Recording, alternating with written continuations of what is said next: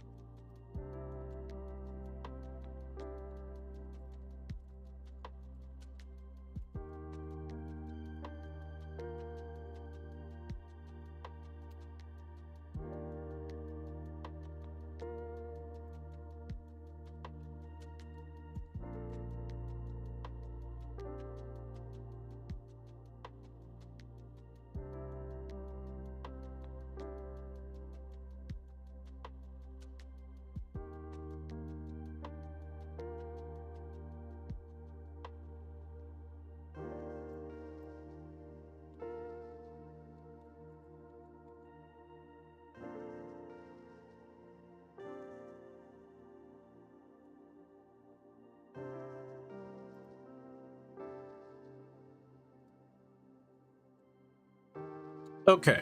All right. So that's done and out the way.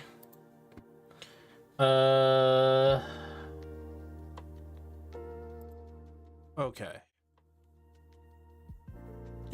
I forgot about that. Oh. Don't worry, guys. I got it. It's fine. I got it. It'll just pop on like what? Some new guidelines? Uh-oh. All right, well, we're already having a little bit of an issue here. We got new guidelines apparently for my camera, and I guess the company has done some things. I don't know what they did, but I don't think it really concerns me too much. I think I should be fine. Should be fine. I don't know if I set up for success here for last Epoch. I don't know. To be honest, I haven't played last Epoch in like a good bit.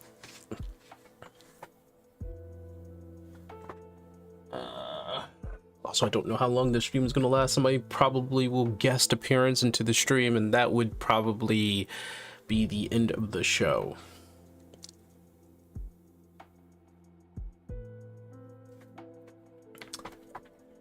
Don't want that to happen, but I have some tea.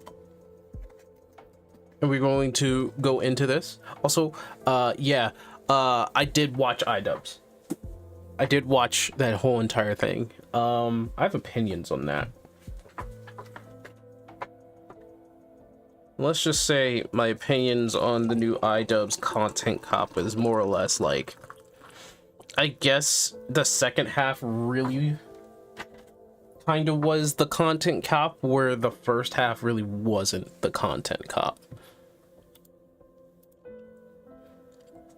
So I don't know what, because I honestly think the first half of the content cop was something of a phone call. That was a phone call. That wasn't a whole entire video. I think half of that content cop was kind of unnecessary. And then there's like the other half where he was there are some things that I do agree with Ian, but that's on like a general basis. There's like a lot of things that I agree with, and then there's just like some things that I agree with Ethan. There's a lot of like, I'm gonna just say it right now, there's a lot of like unnecessary things that was talked about in that video that really didn't need to be talked about, because it kind of like represented a lot of things bad.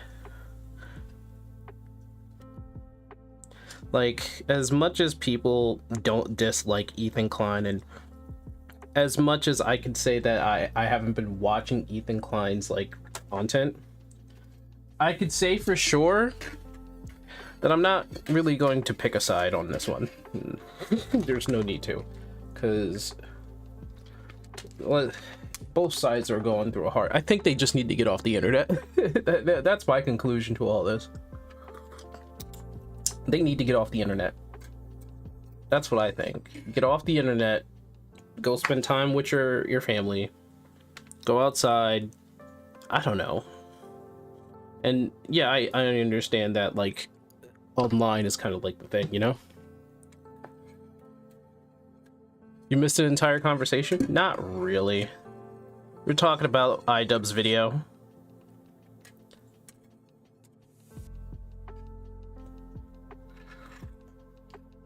And iDubbbz video is also, I got the I got Kick's chat widget on screen now. It should be working.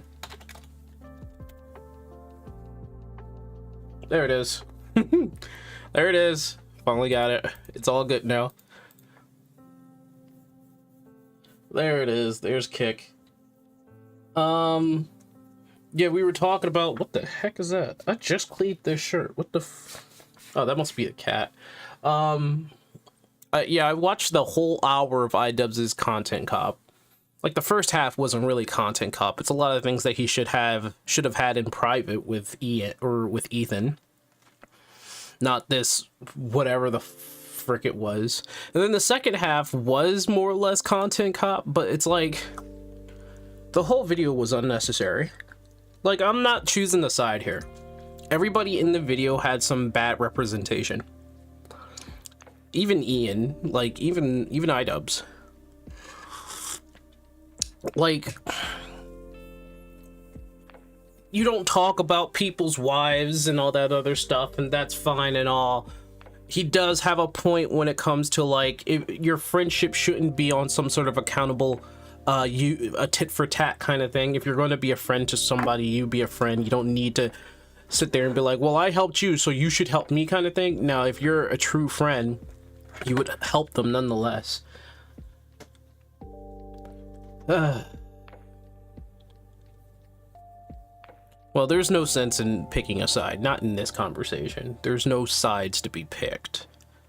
Like, you're looking at iDubbbz, who made it look like he was on the side of Hassan. Like, his first thing was like, wake up, Ethan, and then, you know, he was there with like Hassan, Sean, Frogan, and Denims, and all of them had some real like visceral shit that they have said about Ethan and to Ethan. Hassan, admittedly, probably less than all of them, but he still is at fault. They're saying wake up Ethan because of the things that he's done, and they're telling him, man, you really have gone too far. The fact in being is, all of them has gone too far. All of them. Every single one, every single person in that video, every single thing. And what's so weird about the ending where they were just saying nice things about Ethan. That includes Frogan, who had to read off of a freaking message because she's already said some really bad shit before. And Denims. Hassan wasn't even there.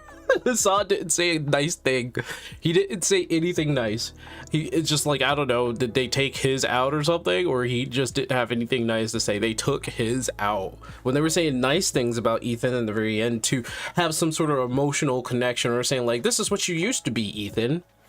The one thing I will take away from iDubbbz's video is kind of like the video style Ethan has put himself in, which is podcasting. Like, being a podcaster really sucks, man. Being on live really does change a person. Like, it can change a person. And being your genuine self is a lot harder than putting on an act or a show for people to watch. And unfortunately, Ethan has done a lot of that. Like, he's either put his whole entire being into his podcast, and he just, you know, he kind of drags his I guess you could say his employees with him down that little hole of his. But the problem in all of this is that all of them have problems. Each and every one of those people, be it Hassan, Frogan, Sean, Denims, iDubbbz, Ethan, all of them have problems that I think could be resolved by a phone call and getting off the internet. All of them. I think all of them. Honestly, iDubbbz has more or less like the least amount of problems between all of them because he kind of stayed out of it. But his major issue is that he himself is not himself. And he'll probably come back and say like, no, I'm ever since I found my wife, I found myself. And it's just like, I don't believe that. I'm not saying anything against his wife. Like, she can do whatever she wants to do. She's an adult. He's an adult too. It's just my opinion and my observation about it. I don't hate Ian. I don't hate H3. I don't think I hate anybody there. I just don't watch their content. I have no opinion because, like, I don't watch Hassan, or our ideals don't match. That doesn't mean I hate him. That doesn't mean I like him neither. It just means that I don't watch his stuff. And the same thing with Sean, Frogan, Denims. I don't watch any of their stuff, so I don't hate or like them. I have no opinion on them. But I watched all of like iDubbbz back in the day. I watched all of H3 back in the day. Those two in particular I used to watch, not because of like some sort of idealistic political standing, but just like they were entertaining. they were entertaining. They like Ian's content cops showed more than just like bullying somebody. He showed the crux of someone's content and broke it down, showing why it was the way it was, whether it was good or bad. Basically, H3 did the same thing. But now, iDubbbz doesn't do that anymore. Ethan Klein doesn't do that anymore. One does a podcast, another still does certain videos, but now, like, he's kind of like a shell of his former self. And I say this caringly, because I do care that iDubbbz kind of bees the person he becomes, or he should be the person he wants to be. But I don't know if he is acting as the person that he wants to be. He said like all of his content cops were basically bad. He apologized for anybody he talked about in his content cop. And the only reason why I think that he has that mindset now is probably because of his wife. Now, I can say that his wife does a whole bunch of other stuff. Yeah, she has an OF and all that stuff. She's an adult. She can do whatever she wants, but it doesn't look good. She also has like a mentality that is very far left, which drags Ian very far left. But that's his decision to follow his wife that he fell in love with, obviously. I just don't think it'll look good for Anissa personally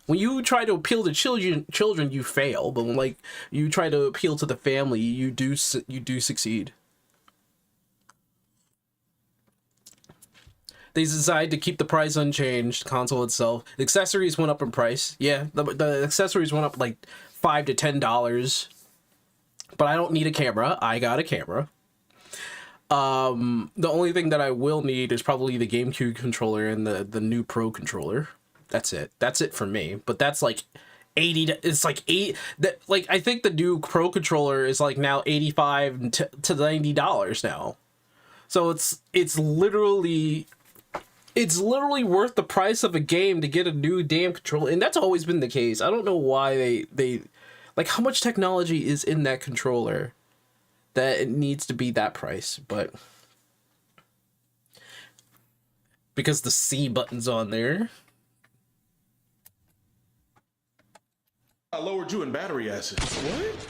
Don't ever say some dumb mess like that again. Sir, we're selling games for $80. Not even Sony did something like that. So Sony and Xbox can Yet.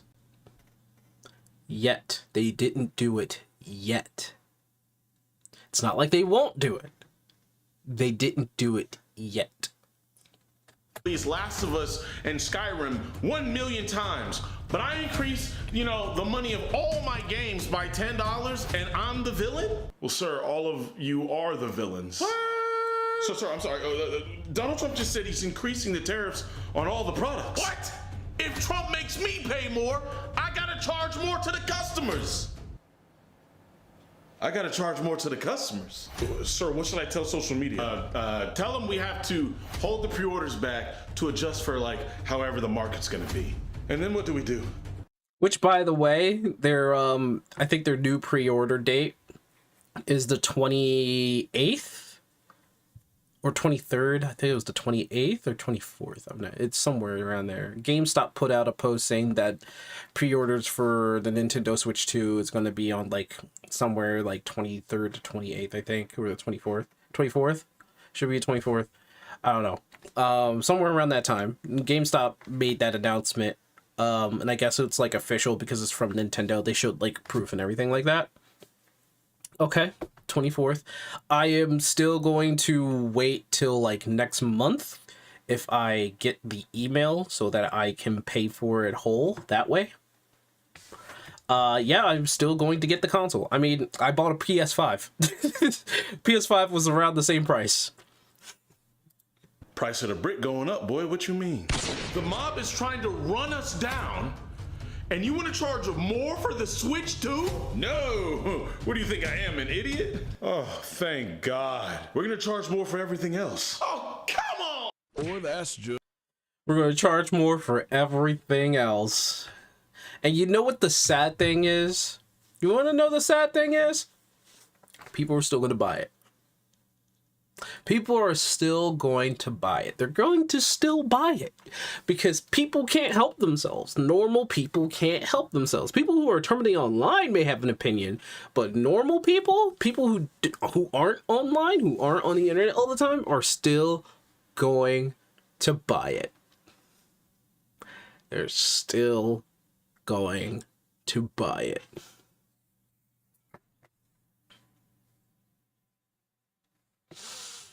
Ain't that some stupid stuff?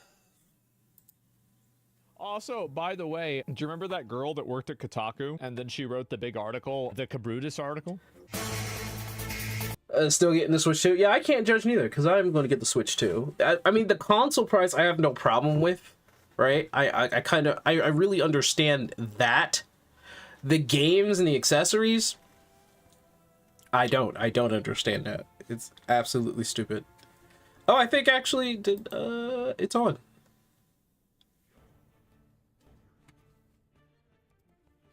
Let's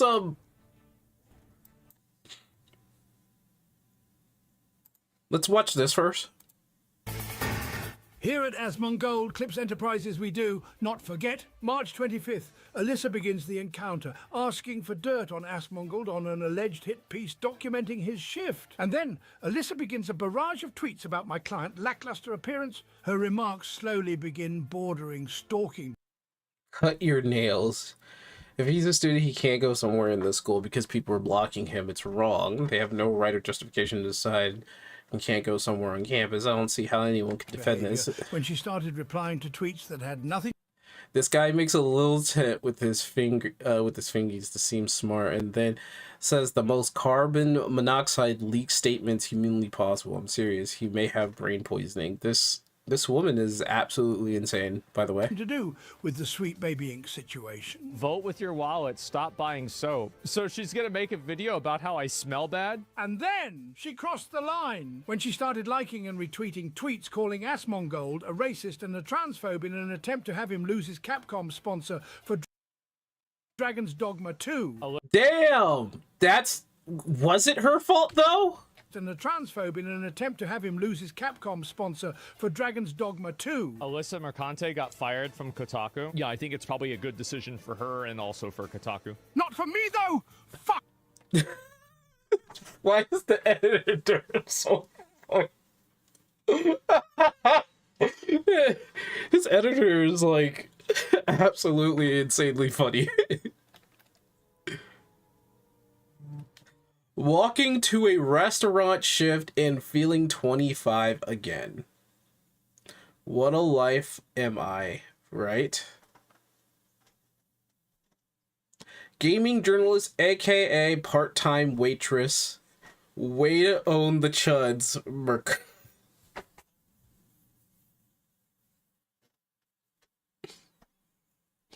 By the way, there's like so many artists that makes this. I feel sad for this guy because he fell into that trap. But besides that, Alyssa Mercante is working at a restaurant.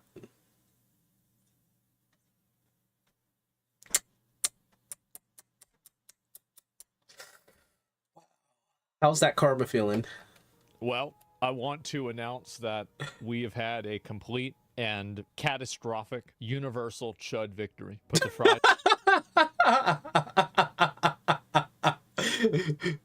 in the bag. The funny thing is that may actually be happening. Let me just say this. We are winning, and we are winning on... Wait. So fuck that I lost my job. I lost a job and I'm struggling to get a new one because of the year-plus long harassment campaign. I'm a human being. Not having health insurance is scary. Moving apartments is the midst of all this huge financial strain. I was doing my job well before all of this happened. The cruelest people got what they wanted, and most people in this industry just let it happen. Thank you to everyone supporting me and blah blah blah blah blah blah blah blah blah. Okay. But you are a you kind of acted like a vile human being. I'm not going to say that you are. You acted like a vile human being on social media. I don't know what you're like in real life, Alyssa, but you acted very vile to a lot of people. Like, if you have criticism of them, that's what I was trying to say. If you have criticism, that's fine.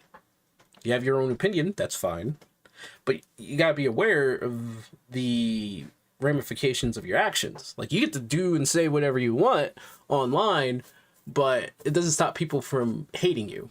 You're saying, like, all these people, you know, cruelest people who are coming after you and harassing you, you probably brought that to yourself because of what you were saying, you know? And people are going to get harassed all the time if they're, like, of any kind of influence, but you don't make money putting out a post on Twitter. Actually, you do, I think, but not your posts. On such monumental level, it's hard to even keep track. Yeah, exactly. Of how Other people much have. we're winning. Yeah, we're gonna get tired. Yeah, we're gonna be tired of winning. The cruelest people got what they wanted, and most people in this industry just let it happen. And if you have a problem with that, come fight me physically, bitch.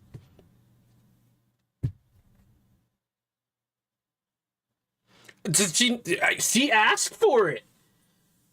Bro, she asked for it. She asked for it.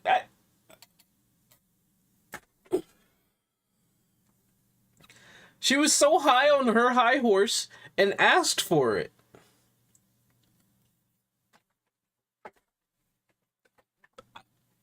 I really can't say anything. Like, you asked for it. Like, I'm not even going to try to be mean about it. She literally asked for it. So I don't...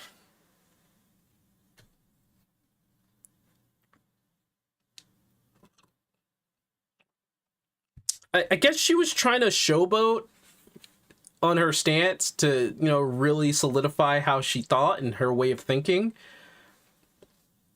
She asked for it. She literally asked for it. You up on that yet? No, because they're all pussies. Hey folks, this is Riker. Okay, so ARPGs, people were flocking to Last Epoch. Here's why. This is a very long video, but I'm gonna skip ahead a little bit. And a long-rumored Oblivion remaster basically leaked all over the internet, just in time to overshadow Skyblivion's 13-year fan project. Top of standard loot grinding. It's centered around the Cloud Oasis. It's a floating island hub that you're going to build up over time, turning that power into a single target erosion-based curse called Desecration. What the heck? There's new legendary items, some of which are tailored to help players bridge into the higher difficulties. What the heck am I looking at? The Deep Space endgame has been fully reworked to feature tougher enemies, stacking loot modifiers, and new danger mechanics. You'll also find secret realms, which are rare maps with unique twists, like loot rooms with no enemies. Oh, I'm like, is this Last Epoch? And I'm like, no, that's not Last Epoch. That's definitely not Last Epoch. Not only did the servers hold up shockingly well, we did get some LE52 errors for the first hour or so, but as far as ARPG launches yeah, I was like looking at it, I was like, what is this? Smooth. But on top of that, player sentiment is glowing for a lot of ARPG players. Last Epoch is bringing the fun back to the genre. For solo players, Last Epoch might just be the most welcoming ARPG out there right now. There's a system called the Circle of Fortune, which is essentially a solo self-found guild that lets you still play with your friends. It's built from the ground up for that experience. Target farming, curated loot paths, and zero pressure to trade or party up. People who haven't played Last Epoch since launch, or new players altogether, are enjoying breezing through the campaign, running into loot lizards and nemesis mobs and the new champion mobs, which all add spice and excitement to the different zones as you're going through the campaign. Shrines feel amazing in Last Epoch. They really juice them up. Who's that? Every shrine feels fun and meaningful. Is that... Leveling is fast, it's impactful, it's full of loot that one actually of the Ffxiv matters. builds? I get crafting materials. Maybe? One of the Ranger builds, I should say. To feel like I can actually consistently craft it's a Ranger build. The campaign, but I'm not drowning in them to the point that I feel I have infinite resources. Everything is just always in the Goldilocks zone. I've heard some people question whether the campaign is too easy. Look, is it too easy if you're following a build guide that has been theory crafted by a top player in the game? Saw shurikens in the bar, yeah. That's kind of the hint. But then there's like a bow in their hand, so... Yeah, probably. Is it too easy for someone playing blind, putting their own build together? Is it too easy for a new player to ARPGs?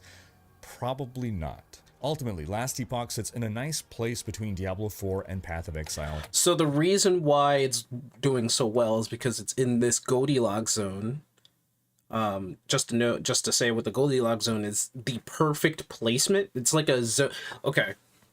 To give you an example, Earth is in a Goldilocks zone between the sun and the rest of the solar system, which allows us to have life within on our planet.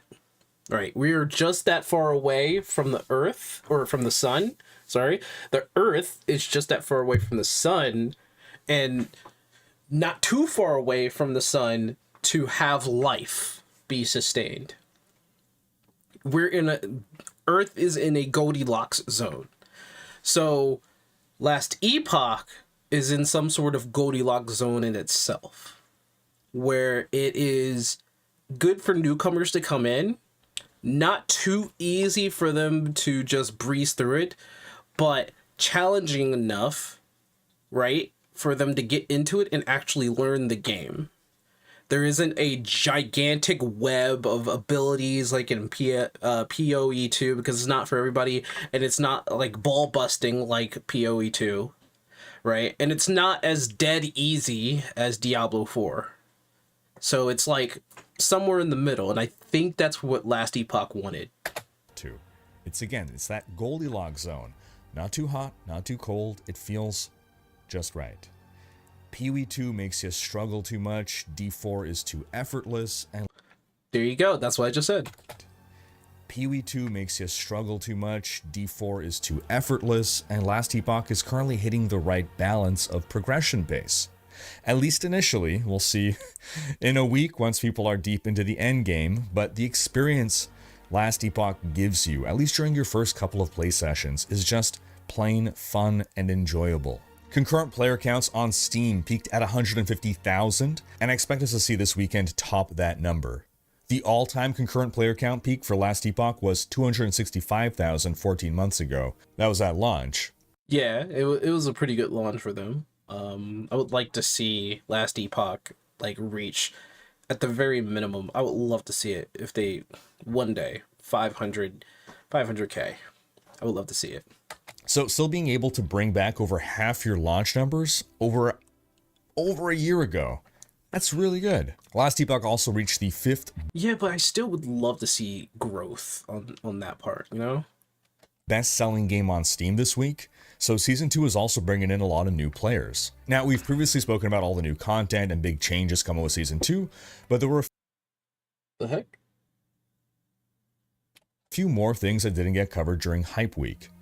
Direct peer-to-peer trade was removed from the game. The devs said that people rarely used it, and instead used either the gift feature within parties to basically mail items to their friends, or the Trade House Bazaar to buy and sell items without needing to interact with another player at all. Instead, P2P trading was mostly used for real money trade like gold sellers, so I'm kind of like curious of what he thinks of Path of Exile, because he put Path of Exile in here, Diablo 4, Blizzard, Oblivion. Okay, I don't know if we need to know anything about Blizzard or Baldur's Gate 3.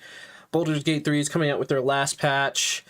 Marathon, anybody interested in Marathon here? I don't know. And then there's like BioWare, so we'll probably explore these three. Like even Diablo 4, maybe there's some news in there. riddance. And Big complaint about Last Epoch is the end game isn't great. You did that thing again where you're putting in shortcuts for names. You said LE and you put the E as a lowercase. Like, it's a good thing we were talking about the same subjects. and for the Bazaar, they added a 15% tax. It's no paid for problem. by- You don't even have to comment, because I know that's just the way you that's how you do. That's how you do. Capitalize the E. the buyer. They added this as a gold sink. It's something we've seen historically successfully added in many games, economies over the generations of games. And I know that sounds like a bad thing superficially, but it really helps keep the economy in check and stop runaway inflation. Ooh. Also, the devs are clearly listening to the community. For instance, they were initially against allowing mastery respecs, like very firmly opposed to it, but the community wanted it, so they gave in. Oh, Now, they folded. Oh, they folded. They folded. But like, it has to be a good reason why they had to change something like that. Hopefully there was a good reason for that. Thing added to the game that isn't perfect, still very good. They've added WASD movement, again, which is great. And they did clarify that it is currently in, it's an experimental feature for now. I don't know why. Maybe it's because of like ARPG pride, but WASD movement is like a godsend to a lot of people who are not as coordinated with a mouse. So like they just use WASD to help out. It's kind of funny because I know some people who do ESDF.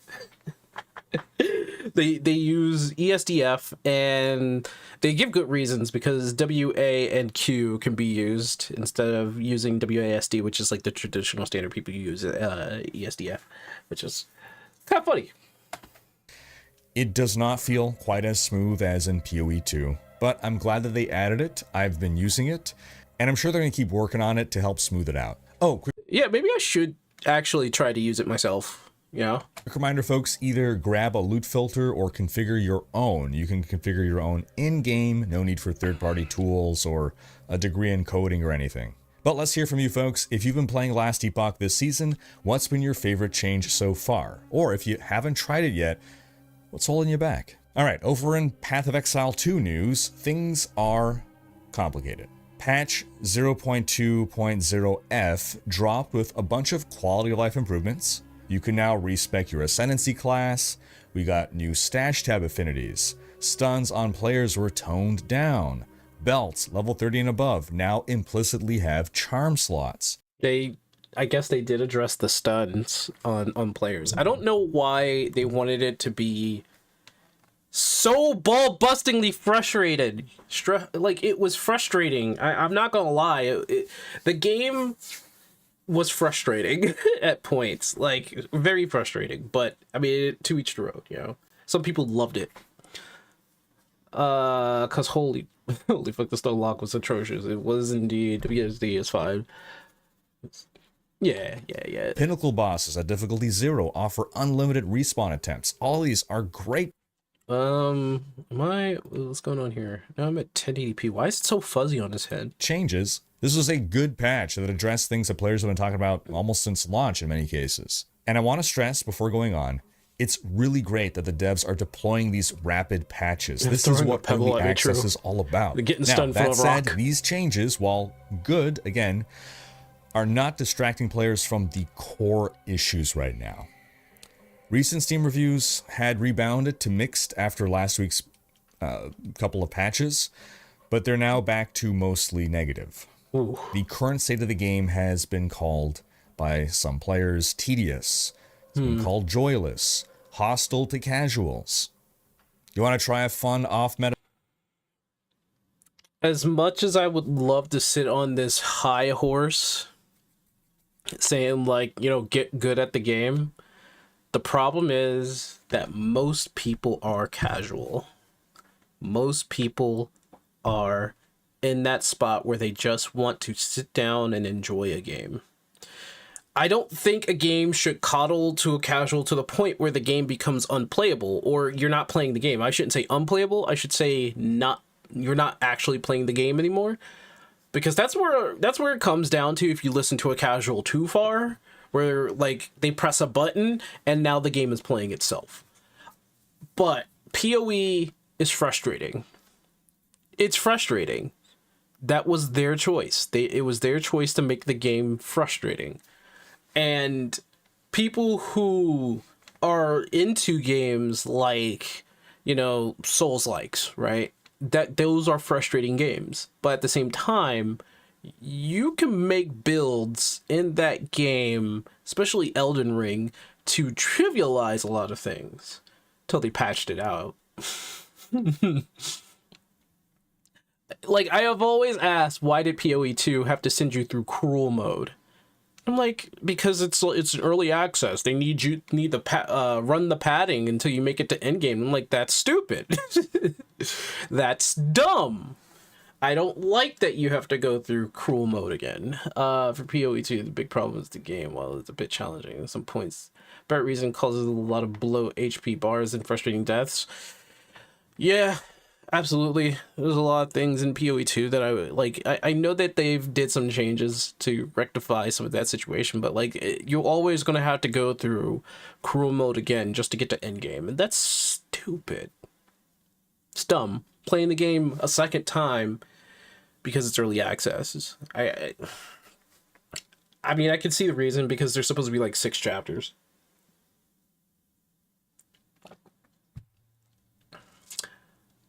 Jammin' Raw's bloated HP. I have a lot of opinions for PoE 2.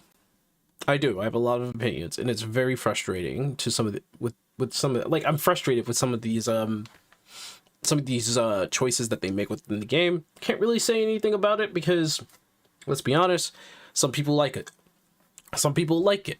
Like, really, they do. I don't know about casuals, but I know people who are fans of PoE, they like the level of difficulty. Still, I don't like the whole play the game again in cruel mode just to get to endgame. It's really frustrating. A build like a bleed ritualist, yeah, good luck. Unless you're using one of a very few specific builds, progression just crawls. Attribute requirements are so strict that it makes hybrid attribute builds incredibly difficult, if not impossible, to pull off. The passive tree just lacks those big juicy attribute nodes that really helped fill in the requirements in PoE 1. I've seen PoE 2 described as a game in which you're just managing downsides. Every good thing comes at the expense of something else. You're not building around optimizing strengths, you're building around mitigating pain. It's like the game punishes you for wanting to have fun. Armor makes you slower.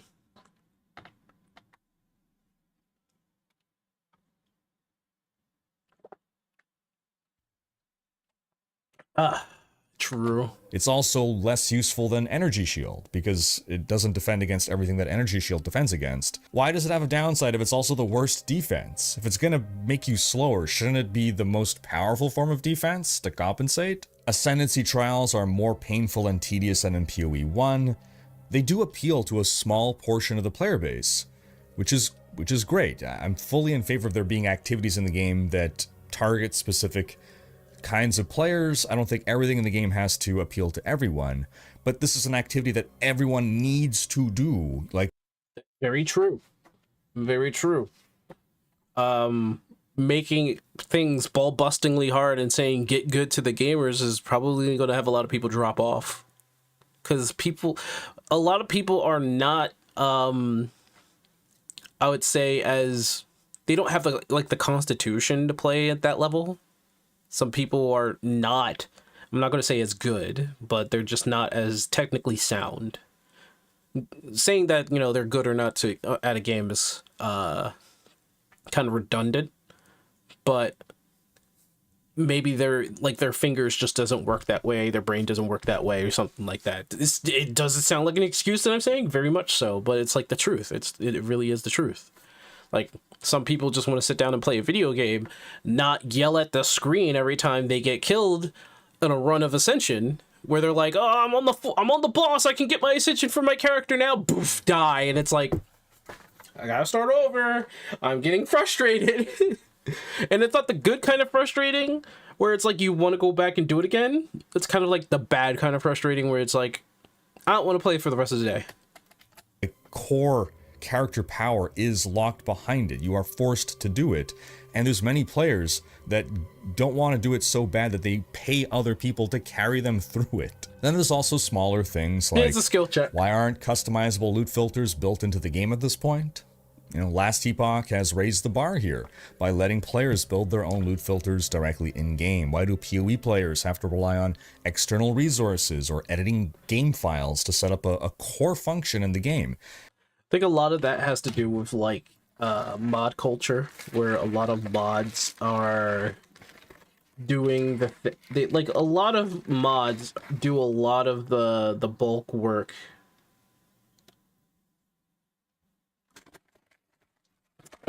Sorry, it was like something. Gotta throw this away.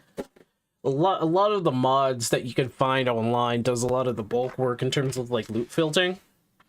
And whether or not you take it or you leave it, I mean, the West has a mod third-person program issue, I think. I'm calling it an issue because it's like we, and I say we, not I don't use it, but we as a collective use a lot of third-party tools and mods to try to make the game feel better or play better when playing the game is all that anybody is trying to ask for.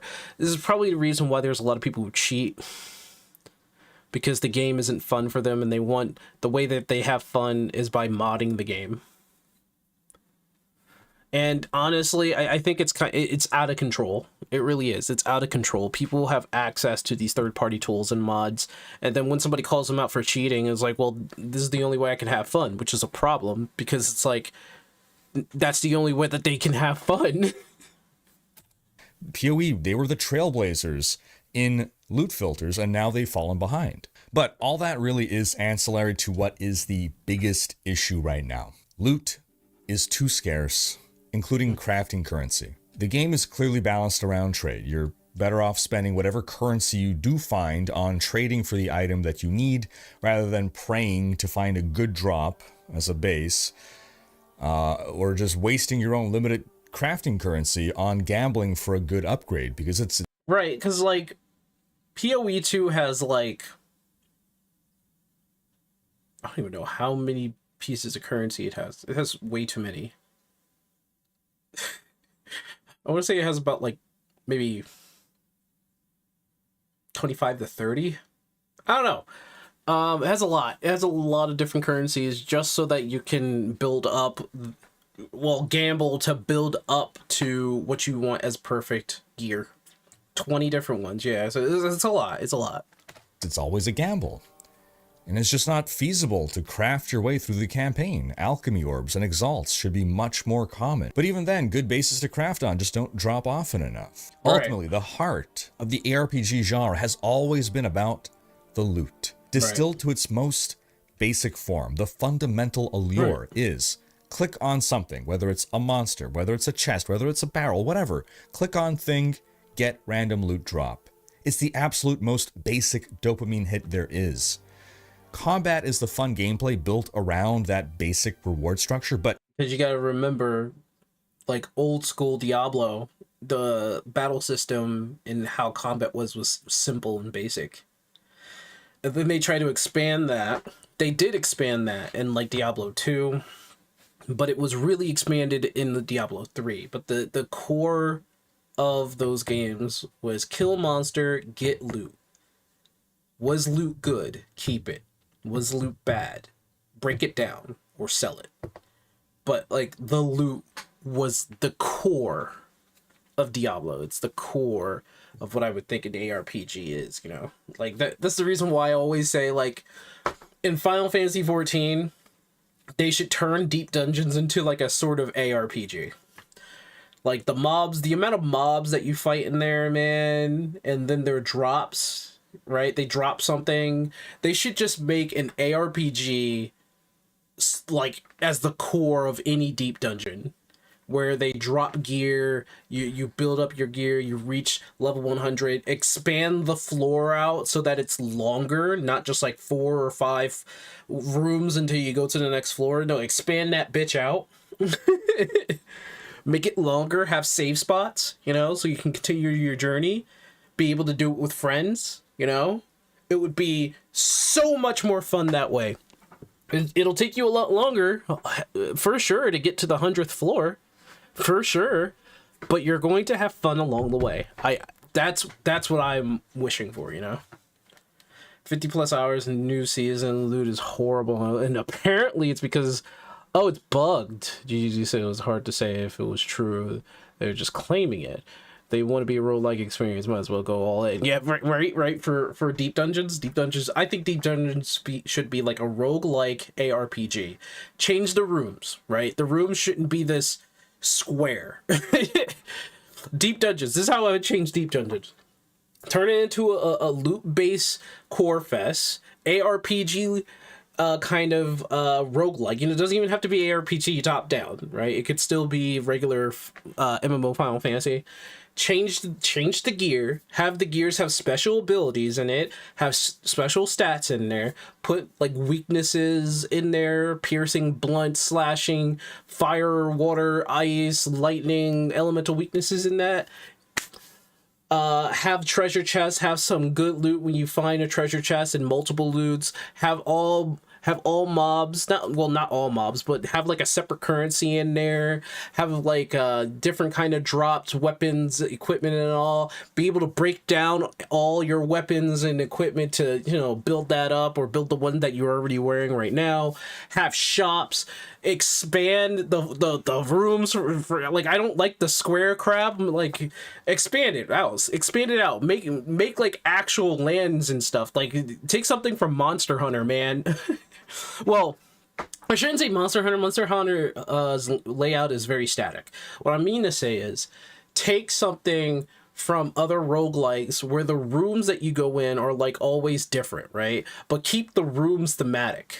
You know, if this floor is jungle, keep it jungle. Next floor is a tomb, keep it a tomb. Next floor is a desert, keep it a desert. You know, keep that. There's like so many ideas for deep dungeons. They originally released Palace of the Dead that they wanted to be a roguelike experience, so people expected more than what they got. Yeah.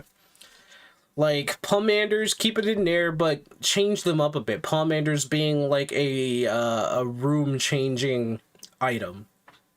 Have rooms have different shapes. all different circles, squigglies, and make it small, make it larger, you know? Have more rooms that you have to go through before going up to the next floor. Have the ability to change a room's layout, i.e. Chains of Memory, Kingdom Hearts Chains of Memory style. You can turn a room into a save point, turn it into a shop point. I don't know, man. I'm just coming up with stuff. I already have a system for gear in place. It definitely expanded a lot more. Yeah, there's so much stuff you could do for Deep Dungeons in 14.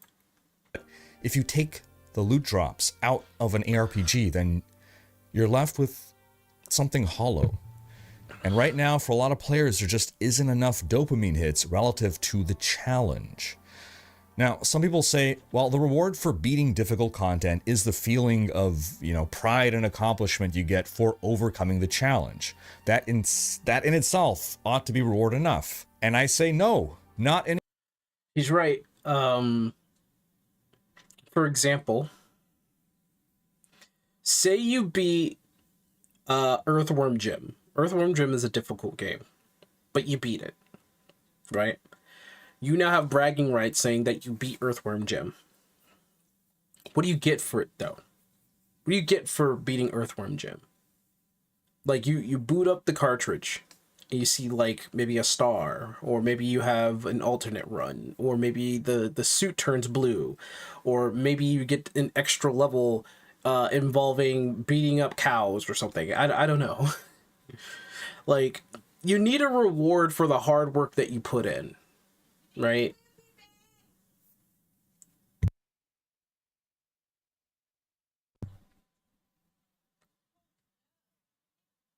But, like,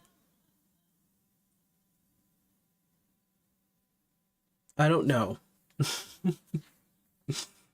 I don't know. When you do something hard, right? When you work hard at something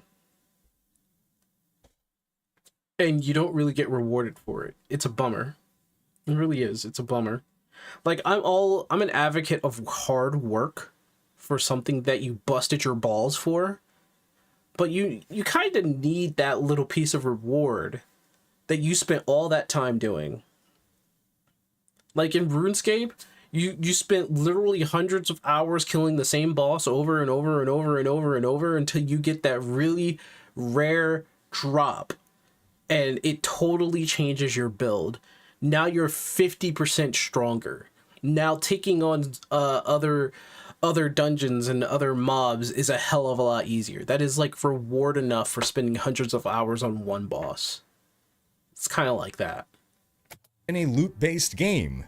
That works for Dark Souls. That works for other genres in which the core of the game is to overcome the challenge of the game. That doesn't work in a genre whose gameplay loop is exclusively about chasing rewards and overcoming the obstacles in the way of those rewards. It doesn't work in a genre that is all about optimizing the challenge out of the game as much as possible to make delivering the juicy loot to me as efficient as possible. In a loot-based game, there's an expectation that tackle big challenge, get big reward. And that reward doesn't necessarily have to be loot, right? Some kind of difficult ascendancy trial, for instance, locking character power behind it, that you can do that kind of stuff as well. But when you're faced with mandatory, unskippable challenges in a loot-based game, and you're not given a reward thereafter, and well, now I'm progressing deeper into the game, and everything is becoming more challenging, and I am not stronger now because I didn't get any loot reward, it just doesn't work. Anyway, during podcast appearances, Jonathan said he'd look into the loot situation, and later on that they actually ran simulations and found that drop rates were not operating as intended. So people weren't just crazy, the loot actually was scarcer than intended. He also said on the podcast that he'd be open to streaming his own gameplay of PoE 2, something a lot of people in the community have asked to see the devs do, sort of like, well, why don't you show us how we're supposed to be playing this game and whether it's actually possible to pull off these combos and all that. And honestly, props to Jonathan for even entertaining the idea, because that's really putting yourself out in the hot seat there. Not many devs would do that. Yeah. Anyway, later this week, after much belaboring of the loot situation from the community, we did get word from GGG that they were going to address the loot situation. However, the way they're addressing it will be to improve loot on bosses and on Asmarian wisps. Which is, I mean, sure, we'll take it, but it doesn't really address the greater issue. Now, I do want to end here by reiterating how great GGG has been throughout all of this. Being invited onto community podcasts during a time of hostility from a lot of the community, agreeing to do so, taking the time to do so, during a time that they are exhausted from the grind to release the patch, continuing to put in the long hours to push out more updates as quickly as possible to address the feedback. I hate mana drainers. The community really needs to understand. I hate mana drainers. They suck. They suck. Especially if you have like a build that's close combat, like the warrior. It sucks, man. And that these are devs who go above and beyond. Who thought that was a good idea? What other company that operates on the same level of size and success of grinding gear games does the same? That is a mana drainer, bro. I hate mana drainers. Look, we can disagree with certain design decisions. You know, you can dislike the direction of the game, but you can't say that the devs are not passionate or that they don't care. And on a lighter note, some people have killed rogue exiles in the game and gotten swords and flails to drop. Yeah, like the item type that is not yet in the game yet. Really? But is apparently in the game. Really? You could grab them, you can equip them. We have no skills that support them, but hey, you know, it's nice to see that they're coming along. Anyway, folks, what do you Swords think? dropped? Is PoE2 on the right track, or has the grind lost its shine?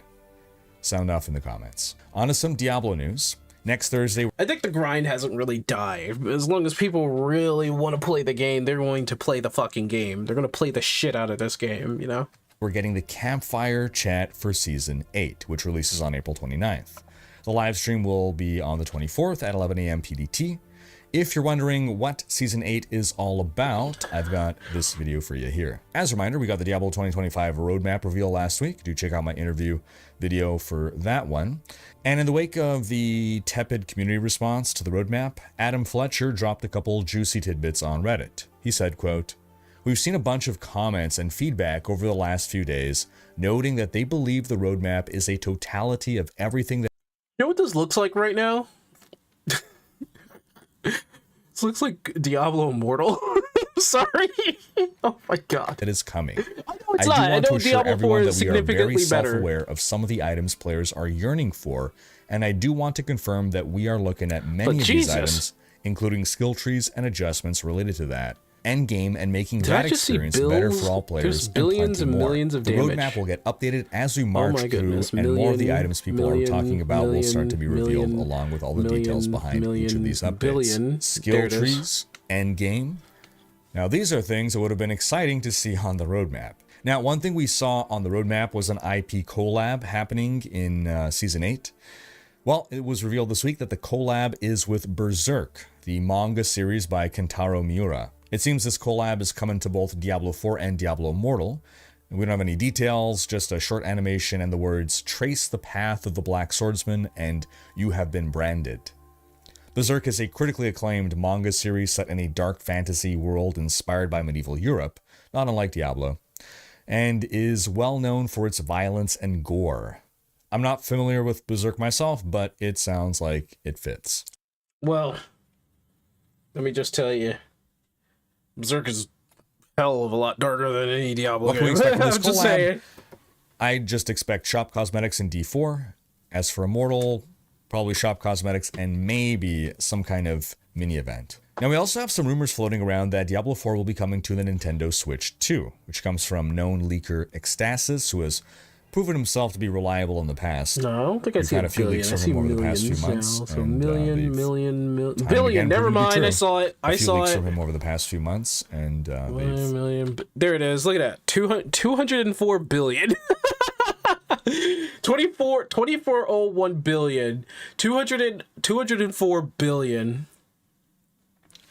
10 billion. See, when you get to like when you get to points where it's like you're reaching the billions and millions, I don't know if that's going to be a high or if that's going to be like, all right, I'm just going to go through, look, 149 billion. All right, I'm just going to go through. Might get boring. I don't know. Time and again proven to be true. Given that Diablo 3 launched like, on you can't the see Switch shit. 1, and that was kind of a big deal at the time, it'd be a safe bet to expect Diablo 4 on Switch too. Then separately, in a multi-person interview hosted by journalist Stephen Totillo for GameFile, Diablo general manager Rod Ferguson was asked, quote, "How are you thinking about the next big inflection point and installment for Diablo?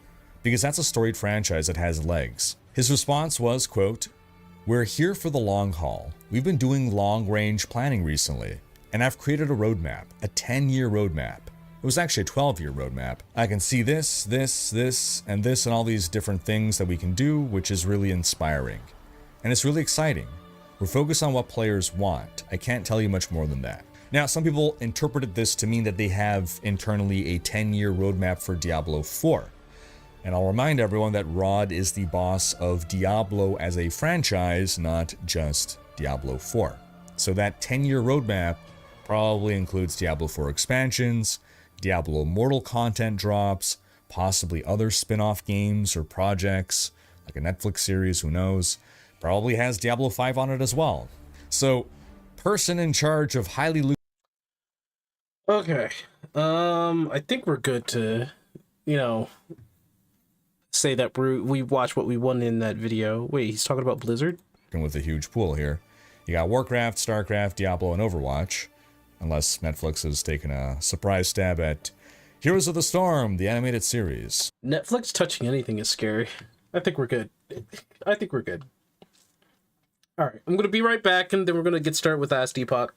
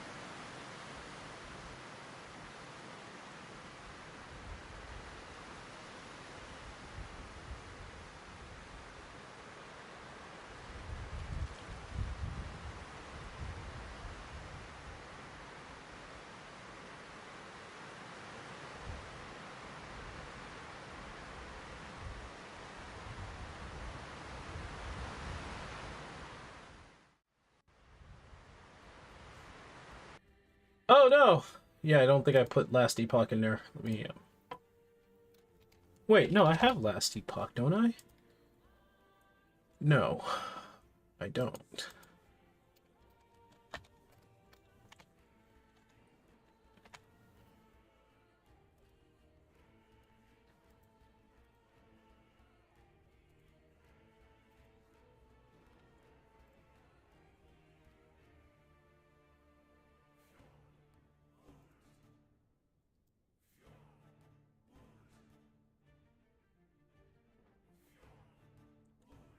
There we go.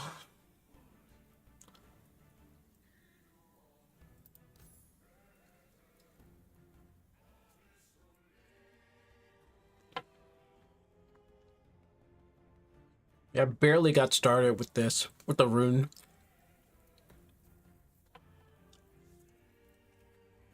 How about that goes there? It's a great new character. Seasonal. Which I want to see how the Lich works, but why do I get the feeling it sucks?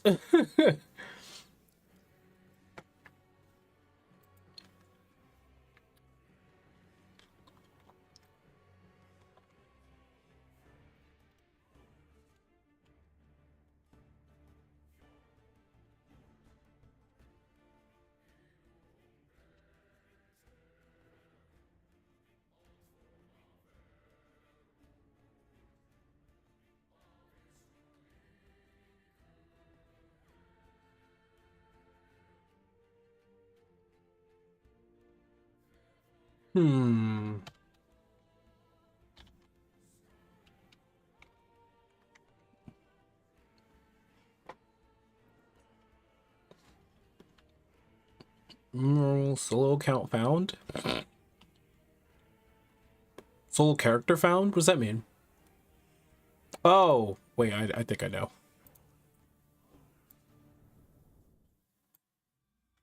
Hey, what's up, Cools? In the beginning. We don't need any of that.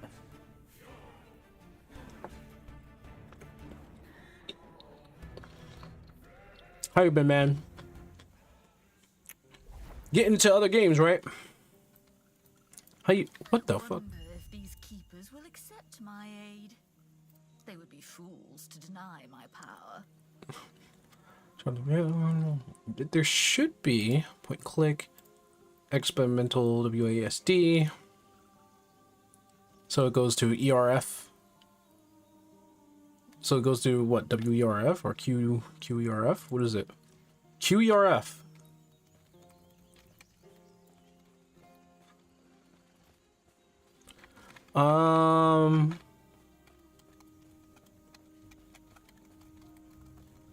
Like I can do both.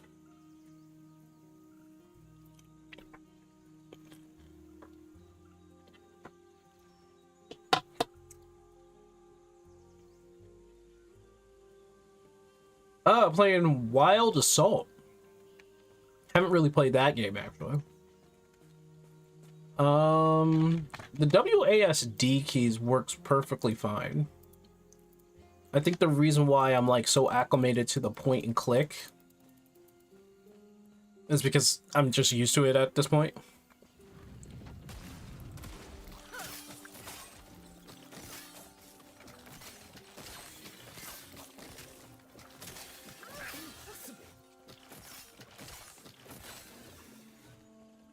Of course, you have the melee attack, which is not very good for mages. Chilling before I head to work. In about an hour. Man, I haven't worked on the weekends for like a year now.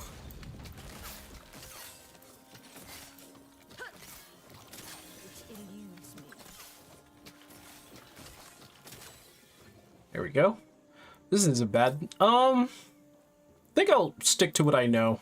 Traveler, as he wishes to destroy us and steal Atera's legacy. We can't let that happen. We need your help.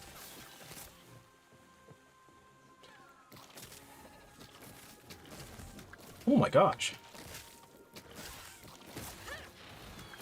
Impossible.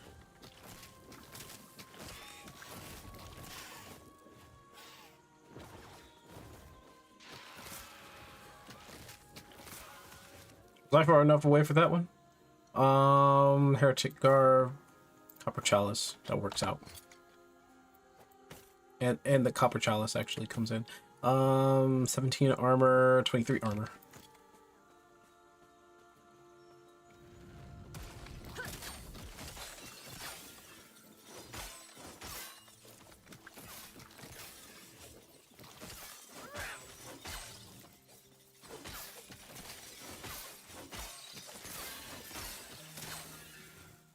Now, what is it?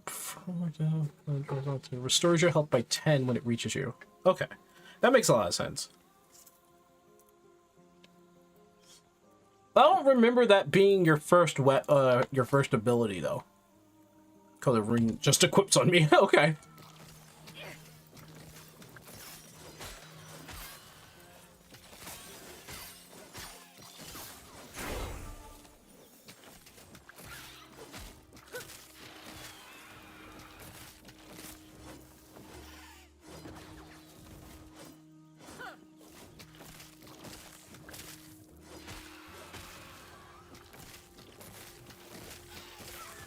Alright, wait, what did I gain? Summon skeleton? Summon skeleton? Summon skeleton? Summon skeleton? Summon skeleton? Summon... Okay, I get 3.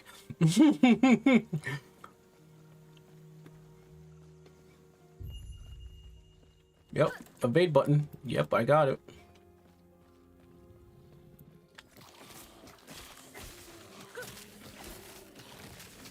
I think that's ideal for me to have, is 2 melee, 1 range.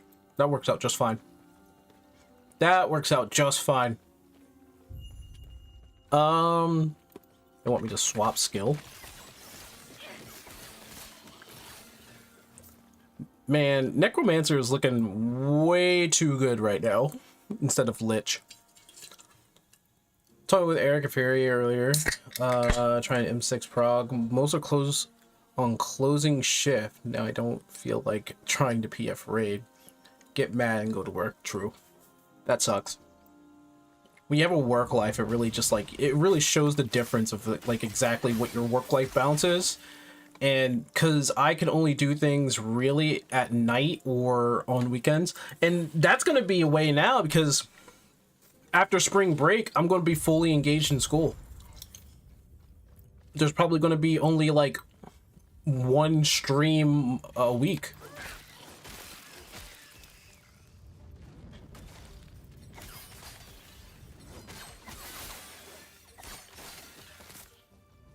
If I go to work and get mad, I can chill out before doing the raid. It's true.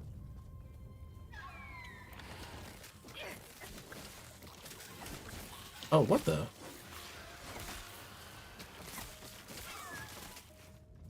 Now, how much health do they gain back if I stand still? They gain a little bit of health back.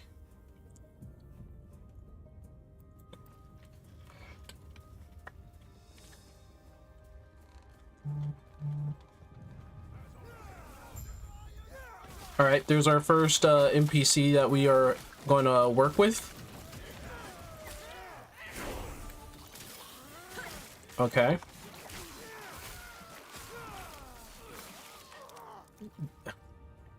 So, Marauder Sword, I can sell that. This guy. When you arrived, was there a family? It was my mistake. They were caught. I can handle Osprix. I told what good. Are you also here for the peace talks? Good. Name's Grail. Since we're both headed as I wonder. Come, let me watch you fight. Okay. I'm sorry if I'm like rushing through all the dialogue. I've been through this about like 10 times already. So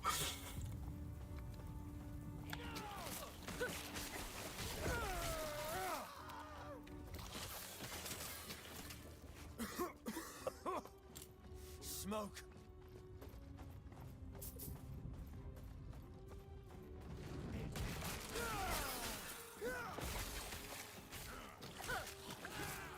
now I do believe bone piercing So 9% of your mana takes your health instead. Yeah, that's what I thought. It takes your health.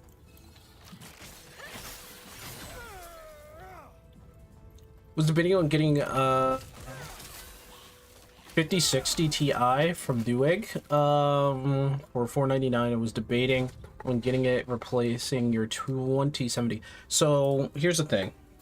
Here's what I'm going to tell you right now. Don't go into the 5000 series yet. Not yet.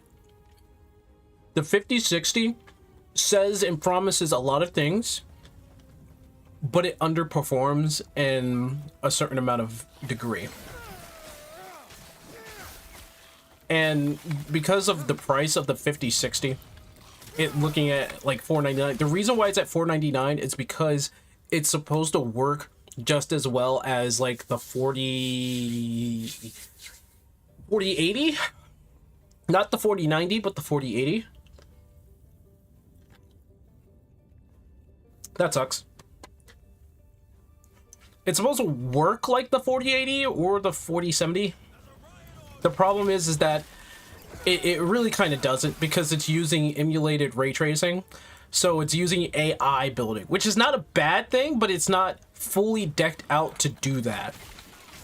It's emulating the graphics through AI, which in some retrospects works very well, but the 5060 is because of like how it is created, it underperforms.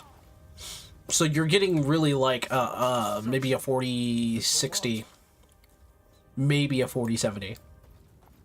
So what I would do is save your money, get a 4070, maybe even a 4080. 4080 maybe even still too expensive, which shows exactly why you shouldn't get the 5060.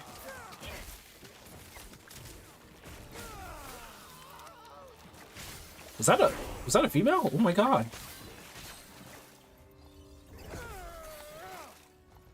But I would get something from the 4000 series rather than the 5000 series right now. Wandering Spirit. Whoopsie. Reveals Wandering Spirits around for 6 seconds. The spirits wander at random, dealing necrotic damage over time. 4 spirits are revealed immediately after casting the skill, and 17 more are revealed over the next 6 seconds. The spirits individually last up to 4 seconds, but all remaining spirits fade once the reveal duration ends. Huh. I don't think I've ever messed with that spell too much.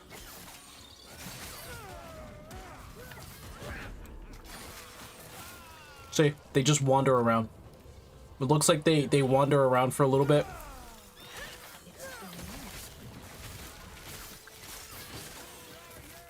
Also heard AMD 9060 would showcase soon, like in a month or so. Yeah, wait for that too. Right now, Nvidia is like overpricing their shit for all the reasons, I guess. But the performances for what they are asking for, in my opinion, not too great. Hold on a second.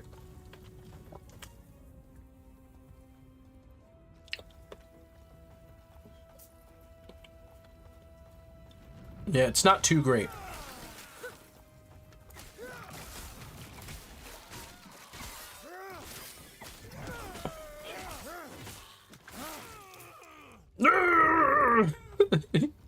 Man, I love it.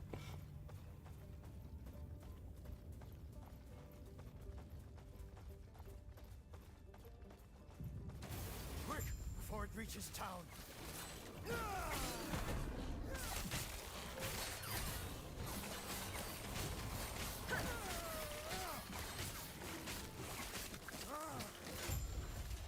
Well done. Let's see. I'll see you ahead. I guess I need all of it. Yeah. He says, I'll see you ahead. The keepers have proved. They're not guarding the ruins. They're traveling between them. Look at him. He's like, I'll see you ahead, and he's walking with me. Come on, man. Make up your mind.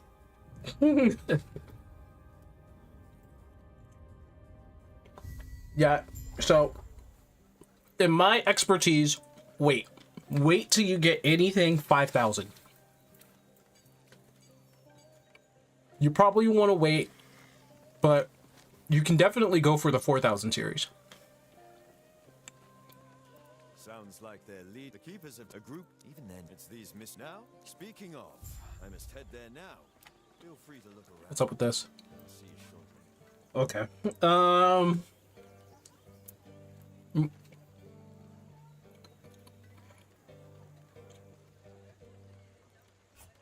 I'm gonna go with the Bone Spear for now, because it's kind of my strongest amount of damage.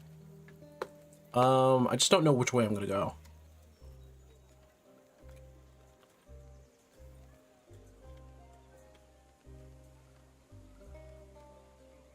Probably this way, but which way that way? Splinters.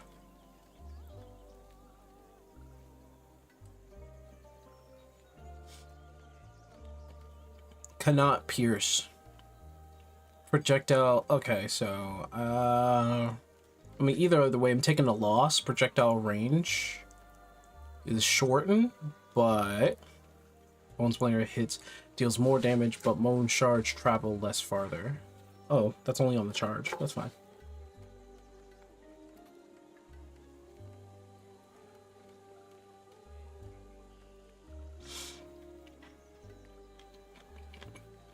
I would still try to keep an eye out on a 4000 series. But I know what you mean. I understand that. It's armor, minions, that's damage and minions, intelligence, necrotic resistance. Got one more. I'm just gonna put in damage. I'm gonna put in damage. Could always respec. See, this is what I mean by I've played this game before. See, I already have. When you see somebody who has like their map already filled out, they played the game already.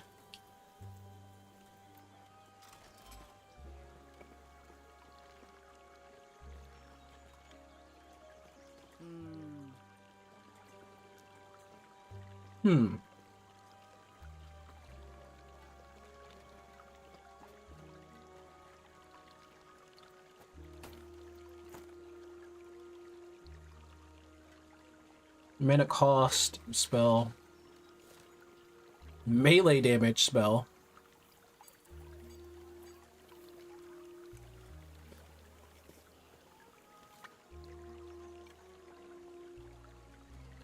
The range is bad, but this is about firepower and damage over time. I don't have any fire.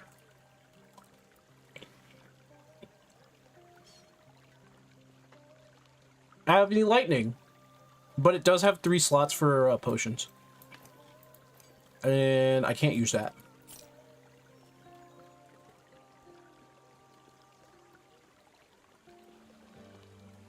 Also thinking about possibly a pre-built. You could probably go with that, yeah.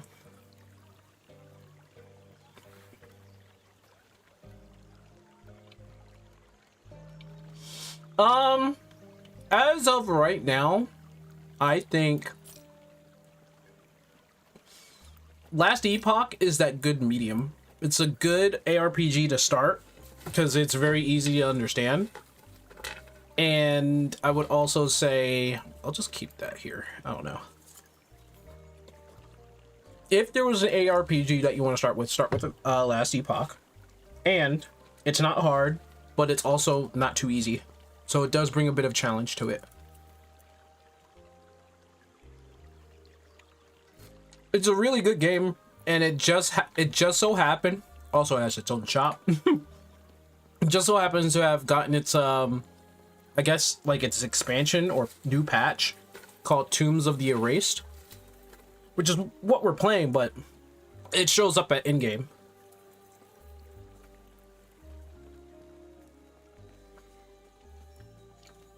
So I'm kind of like racing through it. But I wanted to try the new Lich build. Not new, but I wanted to try the Lich build. And last time I did Necromancer. And Necromancer is kind of like minion OP. But the most that I think is in the game right now is probably Void. I think Void Knight and Paladin. Funny enough. Sounds similar to Grim Dawn? I mean, everything takes from a similar source, right? Balthus and I remain. And he's not. Our chances. Balthus is busy checking on our sacred. Even now. Could you make sure he's safe? They can do this. And our alliance is secure. It eludes me. Grail was just telling me of your battle. One of their both, not you. Could you? They do this. And our alliance is secure. Yeah, I'm just rushing through it, like, really. I could give you, like, TLDR what the story is, but, like... Story's not too interesting. The story only picks up after, really, what I would call the tutorial. But, yeah, it sounds similar to Grim Dawn, because it's from the same source, really. ARPG and whatnot.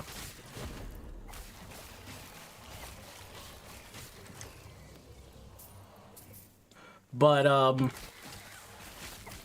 it's really, it was fun in the beginning, too, because I was one of the few people who was playing it, like, pre its actual launch. And I had a lot of fun before. Then they officially came out, and it was fun again. But I think a lot of people were worried about whether or not the game was actually challenging. Because, I guess people want challenge, and that's fine. But then you get, like, PoE 2, and it becomes too challenging.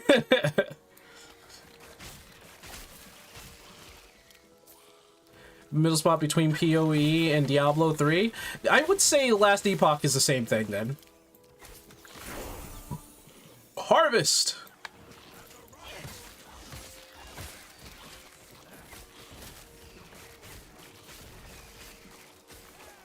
Yeah, my favorite build is around the Acolyte and Necromancy. Because I do like minion builds. I also did the same thing in Diablo 4.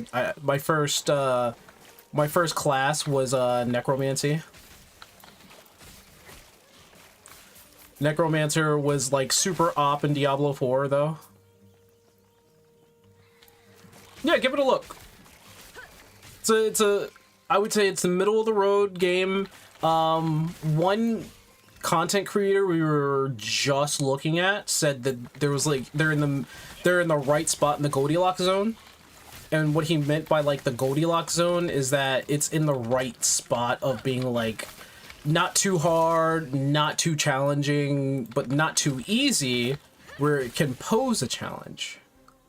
I can tell that. It's whatever. My luck, however, is still infamously still bad. So, like, I'm going to get drops that I don't want.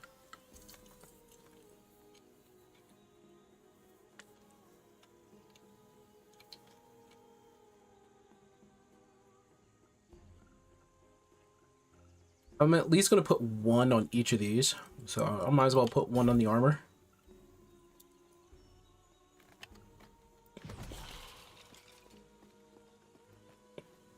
Wait, hold up. There we go.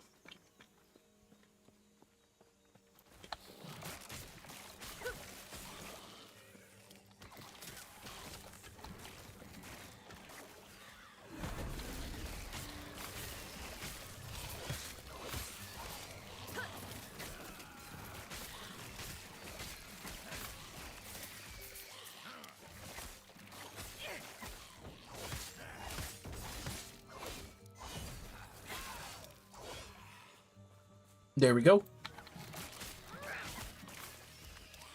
There we go. Yeah, game is not... It's not, like, super duper hard.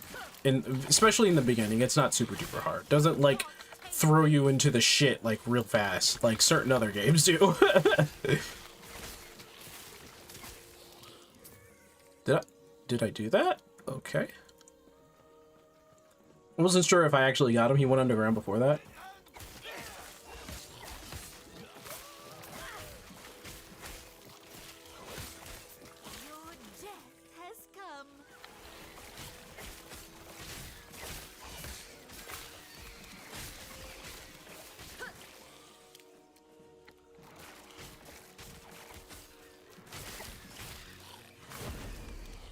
Hit him!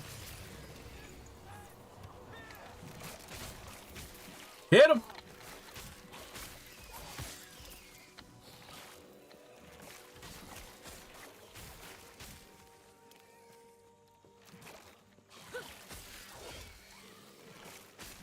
Okay, so there's a thing about the minions. The minions also have a mind of their own.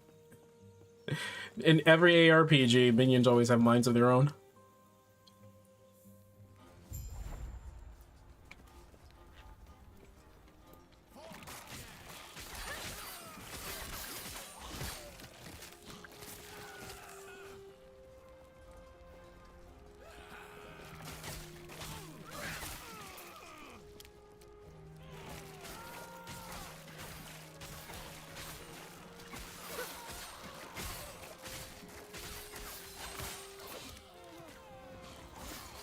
Alright, man. I'm not begging you to stay around. Oh, I leveled up. Alright, get this guy. Come on, get him, get him. Where are you going?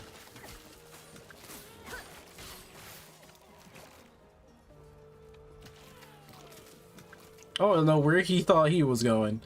Shadow Breath of Stillness. Has melee and spell. Actually, that might work just for me, because...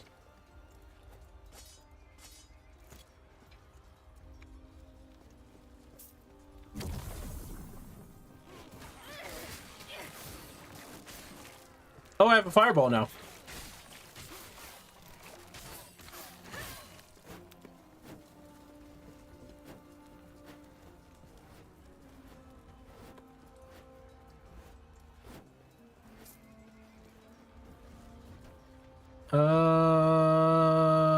That's region, right? Okay, then.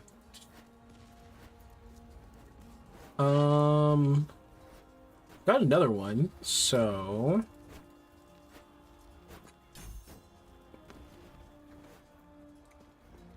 Oh! Something going on here. Yeah.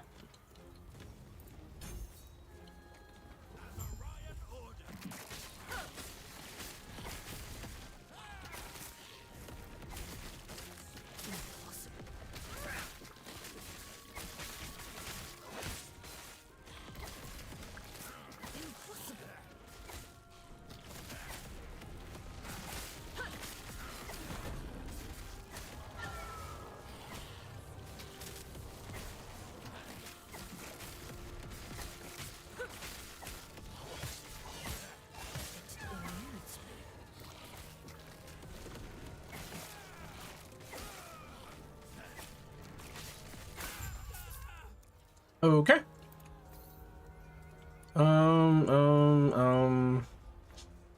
Nothing there for me. But that's my first rare. Increased lightning, help her on physical resistance?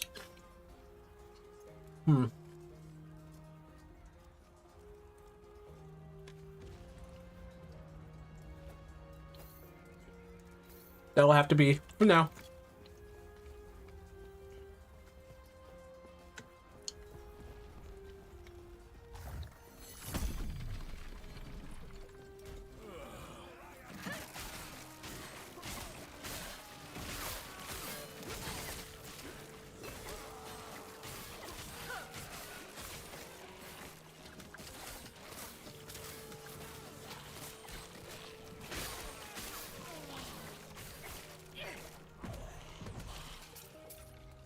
There we go. Turtle gloves.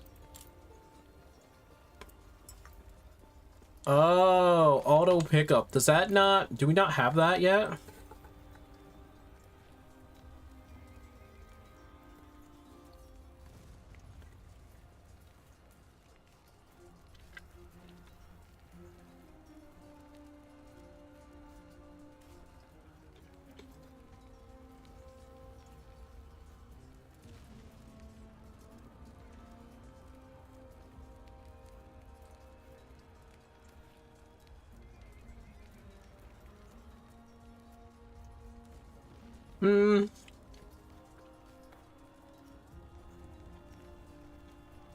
It doesn't have an auto pickup.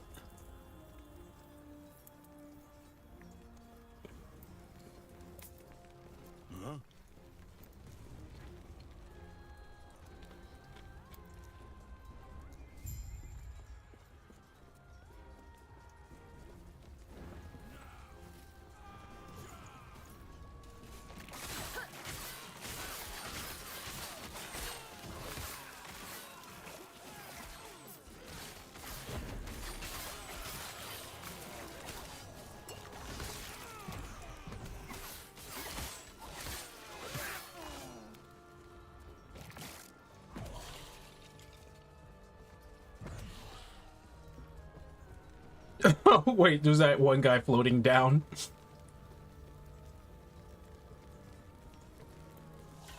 Alright, I think there's another boss in here.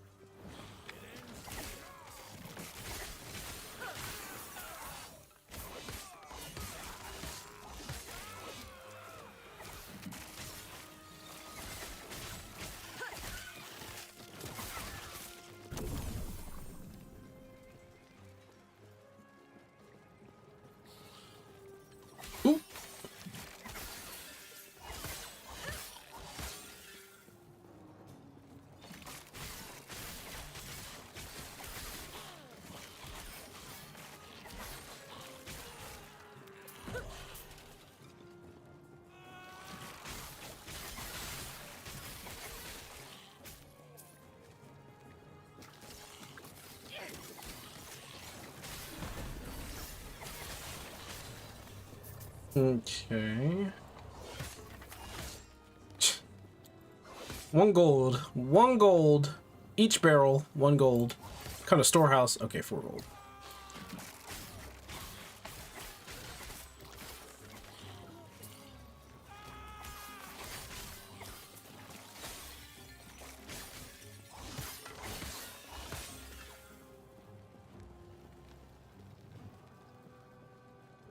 Wait. Hold on. That is 15 armor. I'm already wearing the cage, though.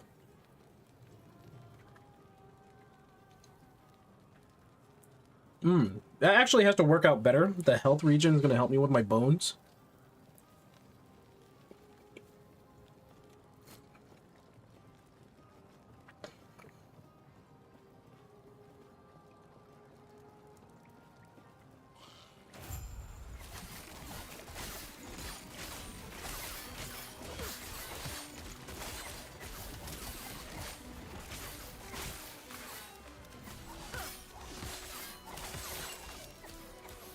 Ooh, a strength shard?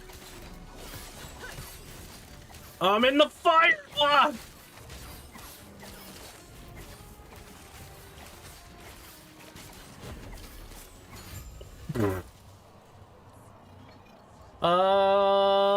I could use that. That's traveling staff of sleep, but it doesn't help me all the way. I'll take a closer look at that. Silver ring. Another cage. Ooh, this thing.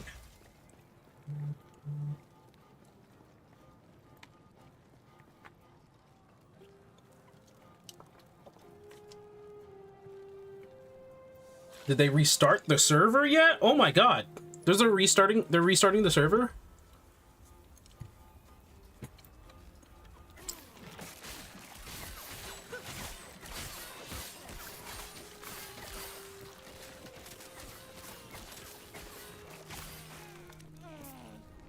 I didn't know they were restarting the server.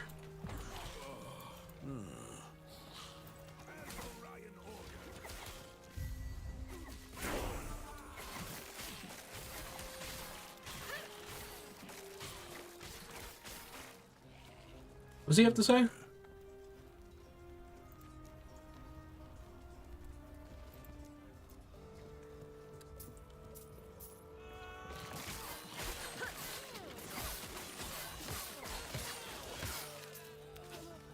Ooh, somebody was holding 13 gold.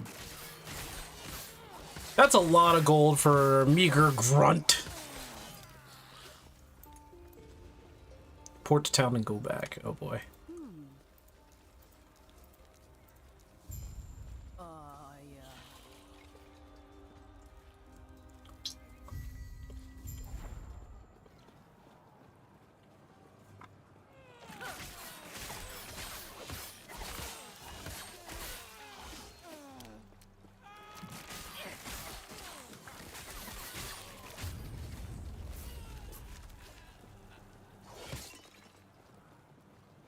Is there anything? Nope. Had to wonder. There we go.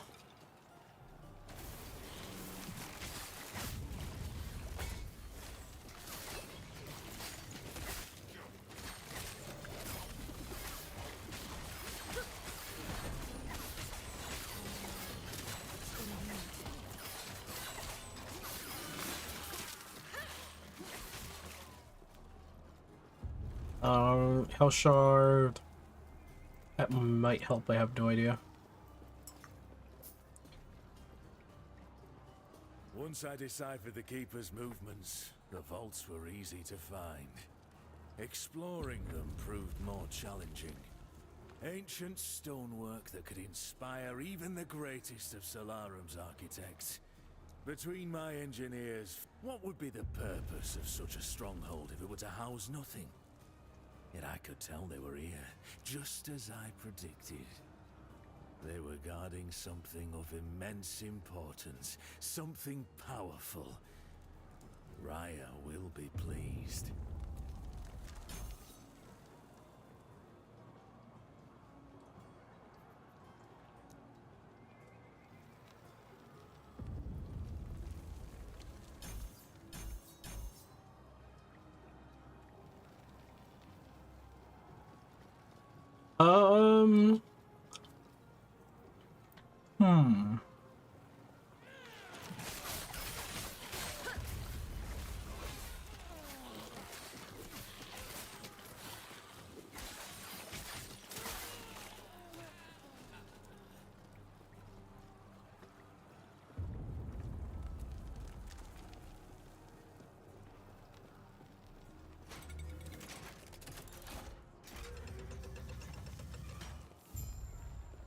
This way! You're here to help! Protect the sun! The drake! Tread carefully. Monster? There it is.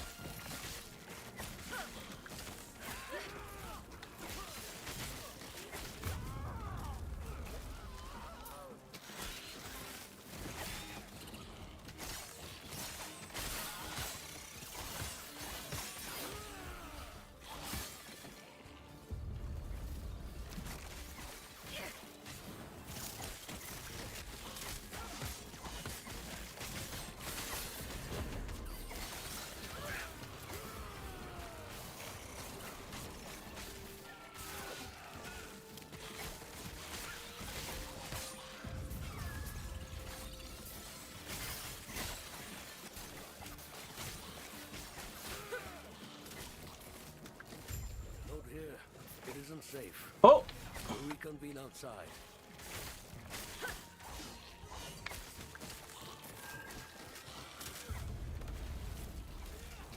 This, who is this guy? Like, he came out of nowhere.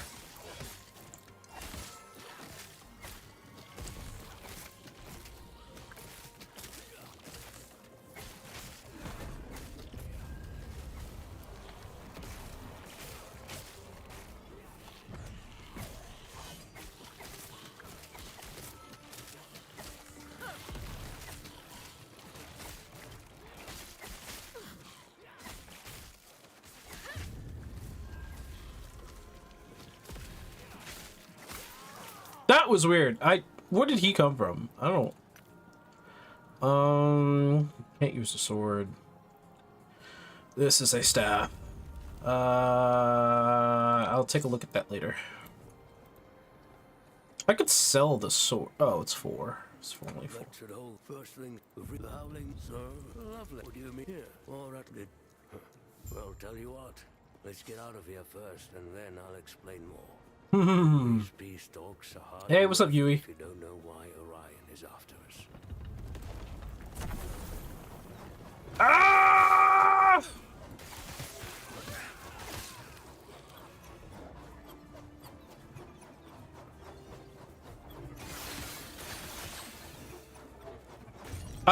I am definitely just. I love this. I love this already. The spinning hammer is great.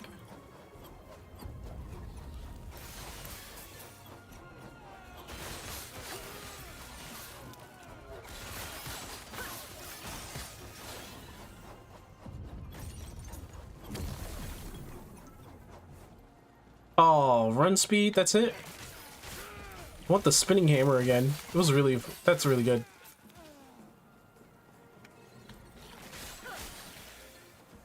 Oh, it's haste. It's not even that, it's haste. I'm not just running faster, I'm hitting faster.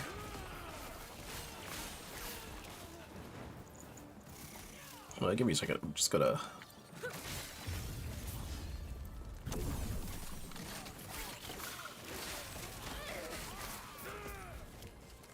Haste and blood.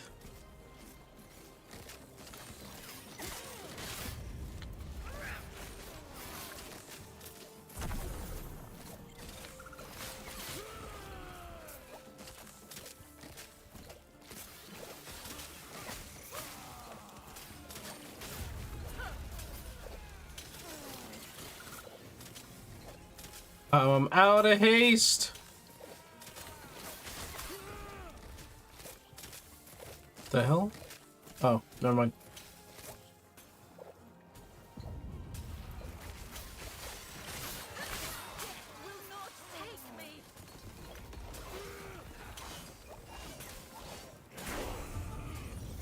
Level 8.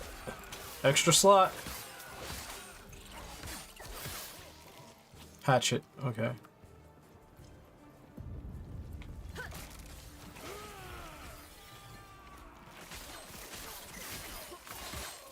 Ah! Where'd they come from?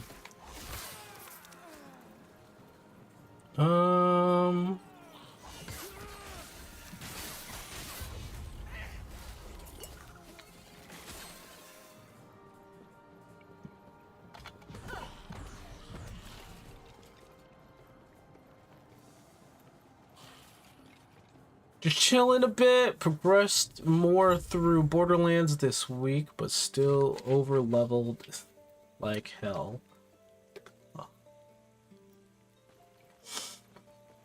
Having fun in Borderlands, that's good. Oh, wait, well, hold on. They did update the graphics. Wow, okay. Sure you have questions. Who do the keepers adhere to? This. How can they claim a greater connection to its error than us? We're the servants of right. Good. No.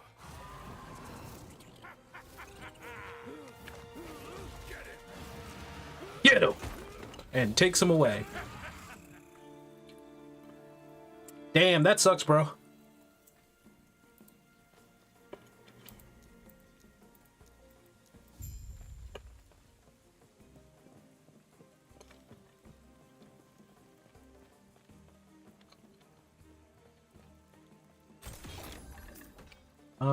Take the shards, I'll take the wand, I'll take the staff.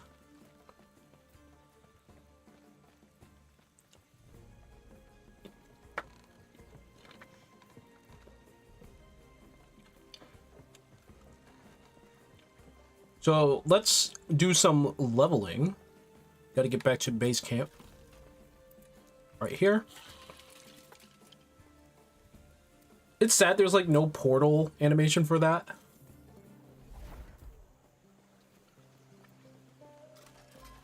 But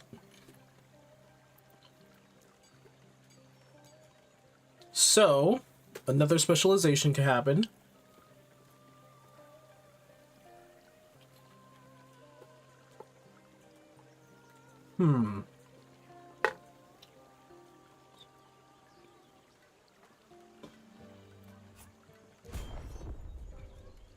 It's gonna have it work in tandem. Let me see.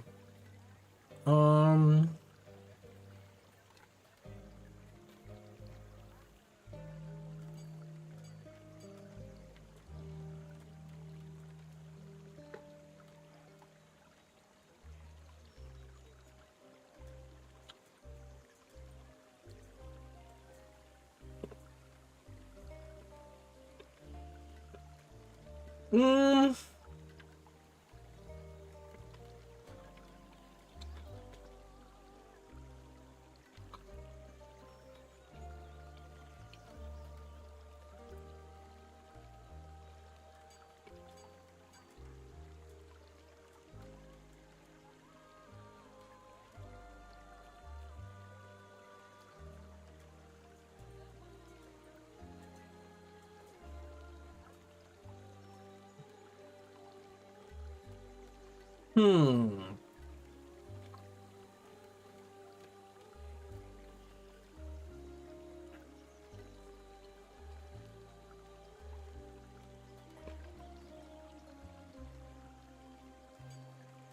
Question is, where do I want to go?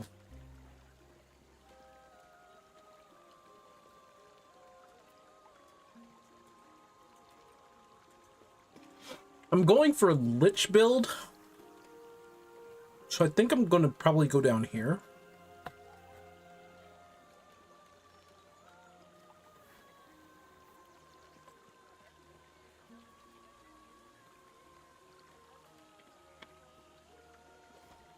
No. The DLC overleveled you, really?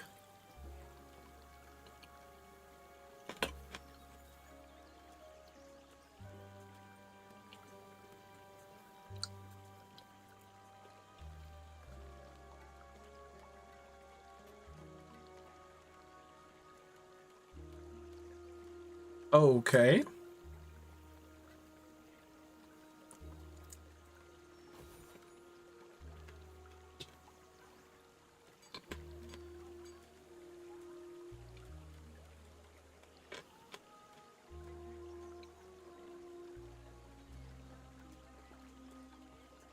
Okay.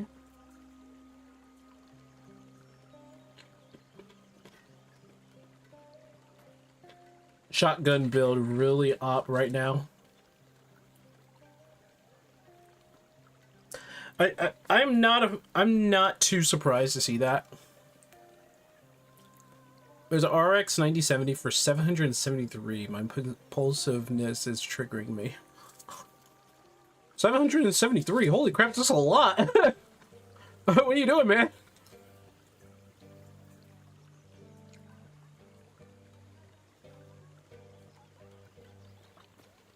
There's even more damage.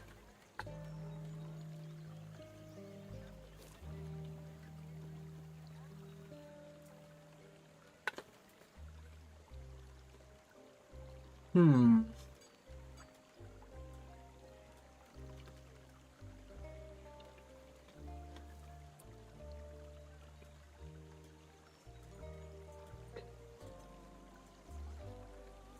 Not really too sure where I want though. Like, mana cost goes up, but I'll take it. It's whatever.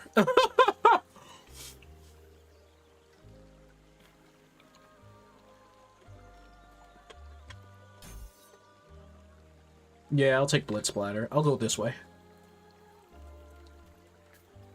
I'm going for the Lich build anyway, so this might be in my favor. Impossible.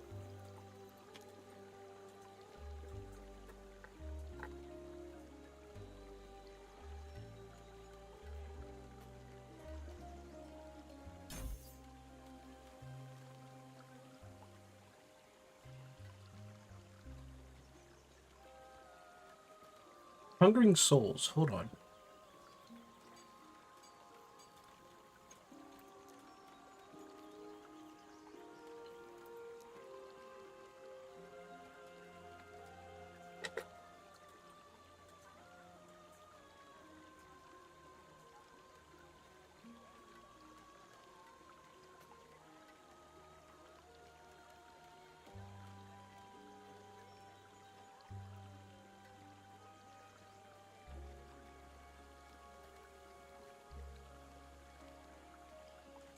Hmm.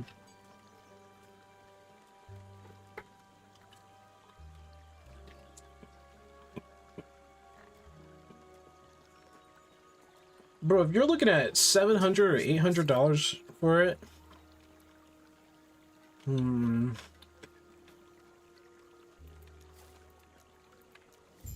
Prayers be with you. if you're looking, oof, $700, $800 for a graphics card, man. It's crazy. Okay. What? That must be Orion and Osprix. What happened to that? Must be. We have to. Their camp is. Are you sure? Stay safe, stay alive, and bring Balthus back.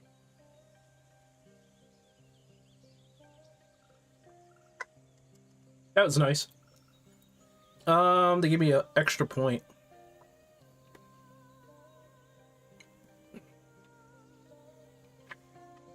not really too worried about minions. I'm more worried about myself since I'm going to be a lich.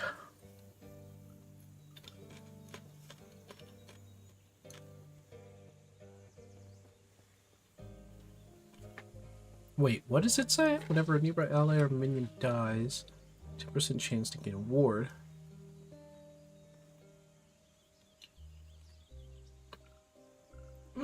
Let's give that. I'm gonna give that a shot.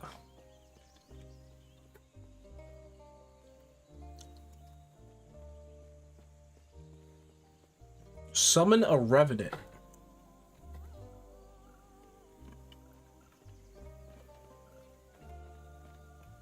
Again, Lich build. Yeah, no. Market is horrible. Invia kind of set the bar for that.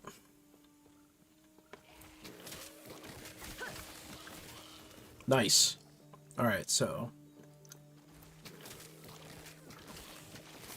Nice! Nice! Oh, I gotta go back. I forgot to sell my shit.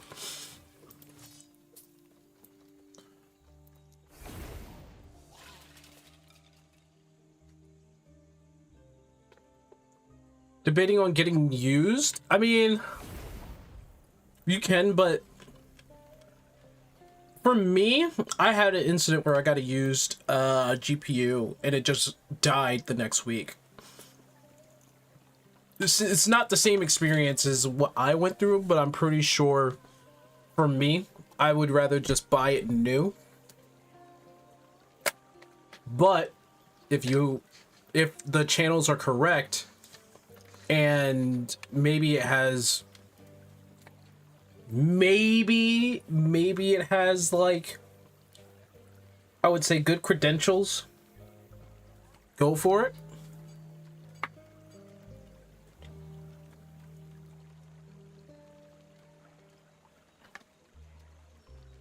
$20 is still more than enough of the job. If I want to upgrade, I'm not going any higher than $250.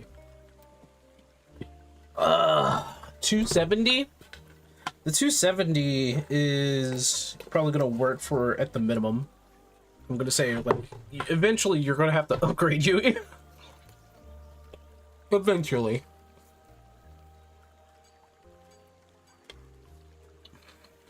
Like right now, a lot of games are asking for like minimum like 3K or 3000 series.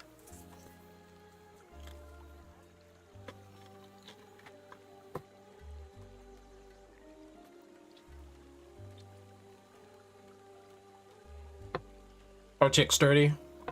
If you're really looking for a newer game, I mean, like, if you're gonna play, if you probably didn't have I don't know if you have a PlayStation 5, but if I didn't have a PlayStation 5, I'd be playing Monster Hunter.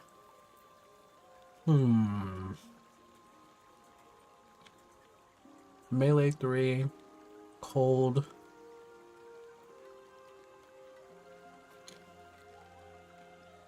Chance to chill on a hit.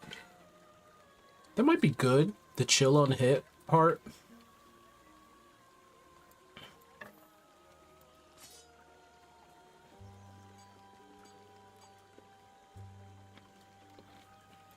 No, the stun's too good.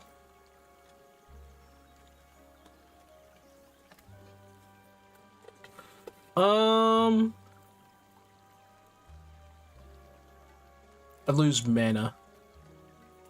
I don't want to lose mana.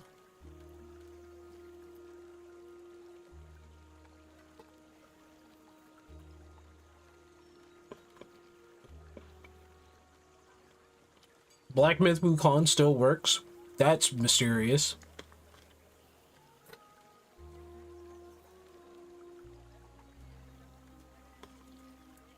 Oh no, it's like the minimum is going to be raised. To be honest, I'm not even sure how your 270 is still working.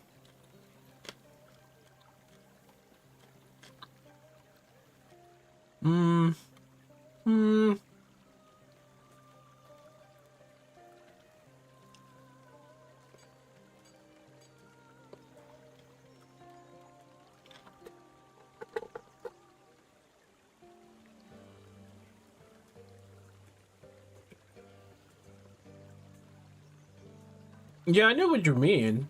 I'm still surprised it's still working.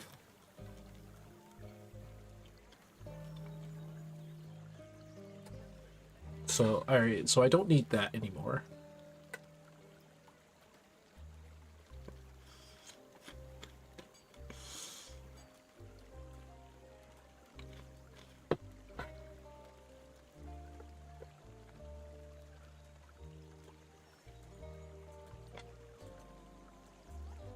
I think we'll change that. Forgo the health regen. Has too many benefits. And all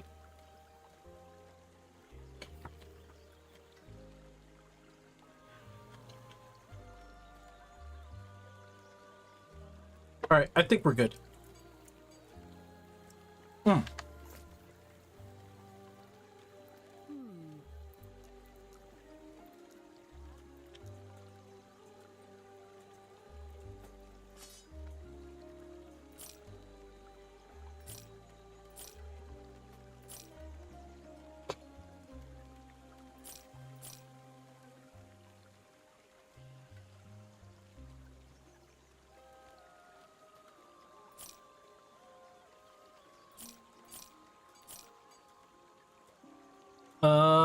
I'm at over 1,000. Damn. Damn.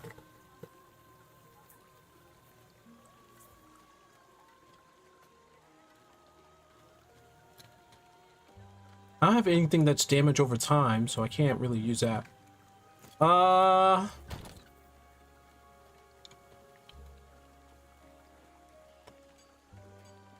Well, that's from my other character.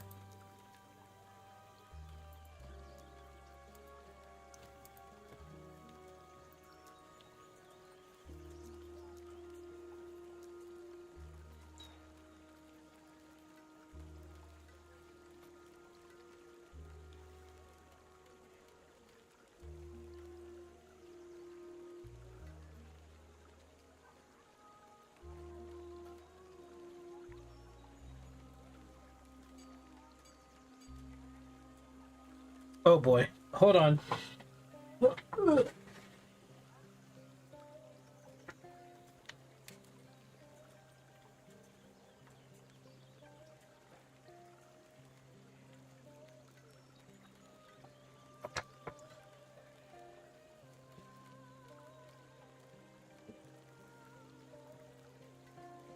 The 40 series will be affordable. Maybe in like in another 5 years it'll be affordable for like anybody who's trying to get like a budget card. Knowing how technology is going, can't really say for sure.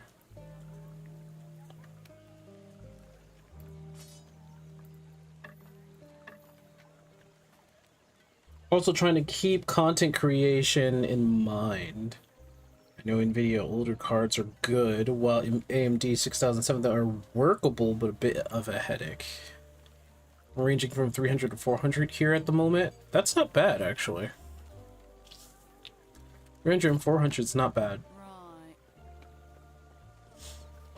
And I only say that because, like, if you want to make a budget PC build, like a motherboard will cost you around $50 to $100. The case will also cost you around $70 to $100, like 100, maybe even like $150.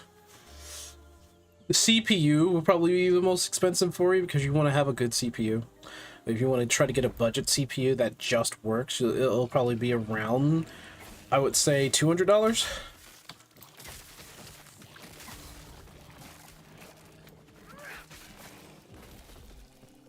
What is that? Intelligence, vitality, health. That actually works out. I think I might just like turn that in.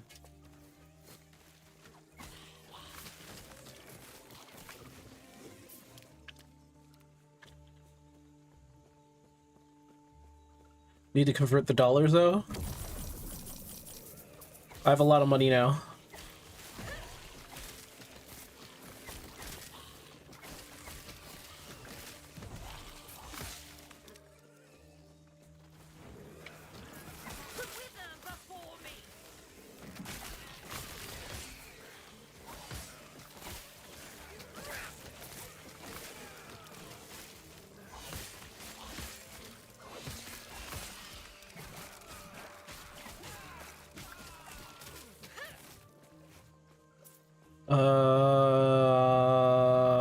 Increase cold damage. Don't need that. So $350 to $450. That is affordable for like me. I don't know if it's affordable for the common person though. That would be the question, if it's affordable for the common person. So I don't know. I don't think $450 is still quite a lot. Like, even if we talk about the Nintendo Switch 2, that's $450 for just the console. I think that makes sense. Is it going to be a bit expensive? For sure, yes, actually. It's going to be fairly expensive. But, like, it makes sense.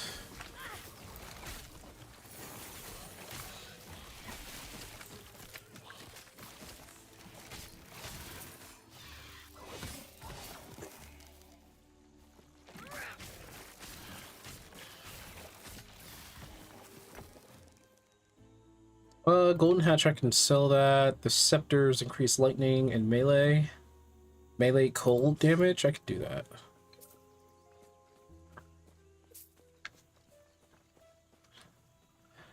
Well, I think Nintendo really wants people to think that, like, the tariffs is what's really, like, doing this.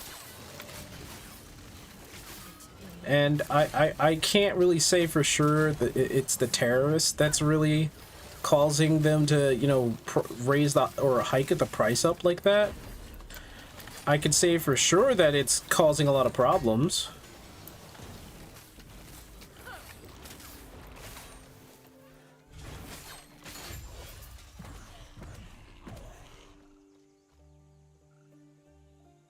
Physical damage. It's always physical damage with the two-handed staff here.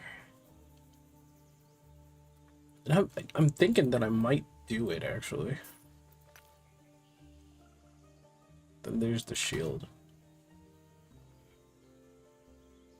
Hard to convince me for that, since I'm not in the States and the prices are around the same.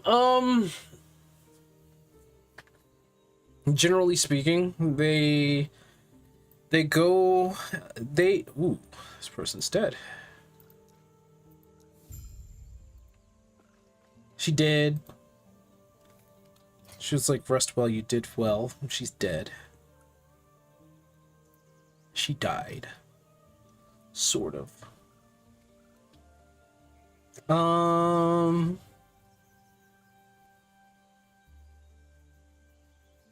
Melee cold damage, 5 melee cold damage, never mind.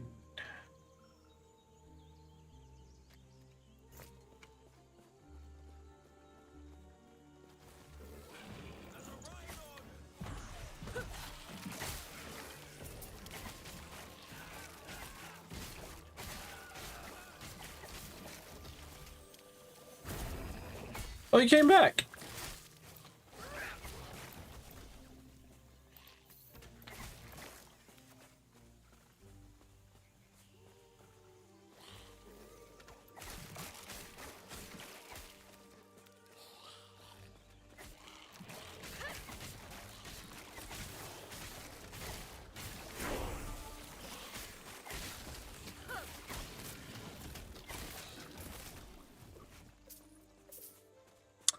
Sword, ring, cage, soul. I think that's for me.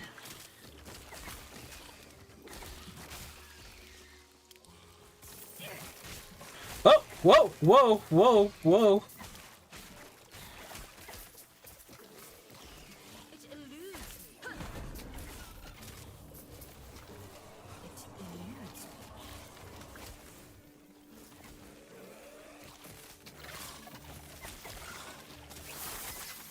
And there we go.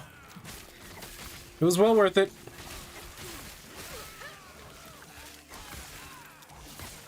It was a treasure lizard.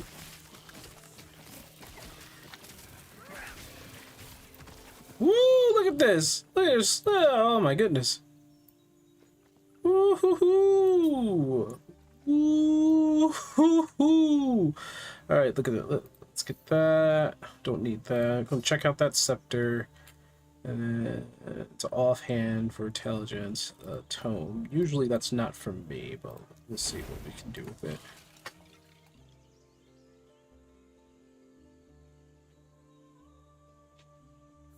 So maybe the accessories Nintendo was going to charge that much before the tariffs. Yeah. And even still, like, them raising the accessories up from like by $5 to $10, that's absolutely ridiculous. Like, now getting a new Pro controller is like $90. Like, what? $90?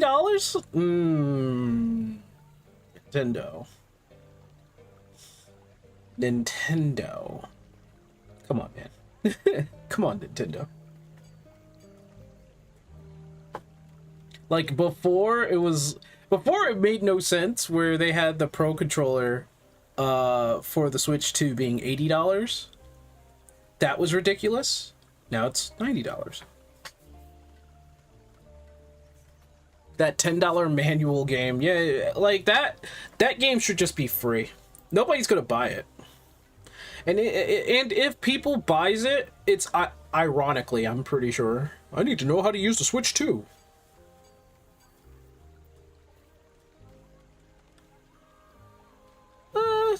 I'll put one there. Summon Bone Golem. I'm not doing a minion build, so.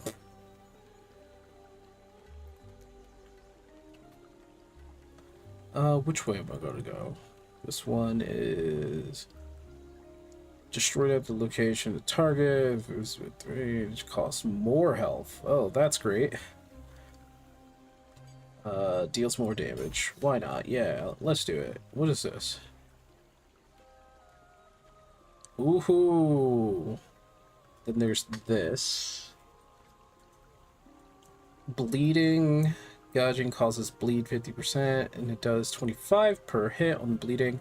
I think I'm gonna stay around here. Yeah. Check out what we got. What game? I hope you mean that, like, unironically, but, like...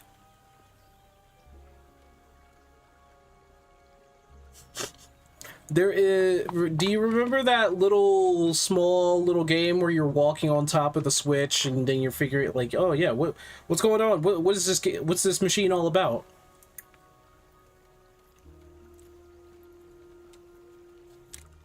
Basically, that's $10. Unless you're being, like, ironic and just, you're like, ah, I know what it is. Dodge, void, increase damage over time. Don't even have damage over time. And intelligence, increase necrotic damage, physical resistance. Gains on ward. Oh, shit. So I can gain more intelligence and casting speed. I think I want this.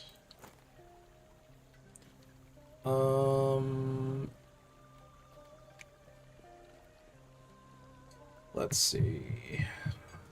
Plus mana and increase melee. Throwing attack speed? I don't have... What? Throwing speed? I don't have any of that. Increase minion damage. Dodge rate. Increase throwing attack speed? I guess that would be for my minions and increase melee speed. Lose cast speed, reduce lightning damage, and HP regen.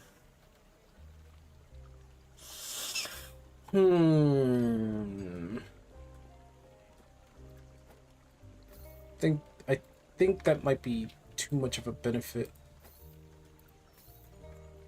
And I'm just gonna outright switch out this ring. Like, this is a regular ring, increased speed. This is much better. Yellow Scepter. 20% chance for that, ooh, okay, and melee. Okay, yeah, definitely changing that out. Thank you. Then I think everything else, This is the only one that I have, like, any qualms with here.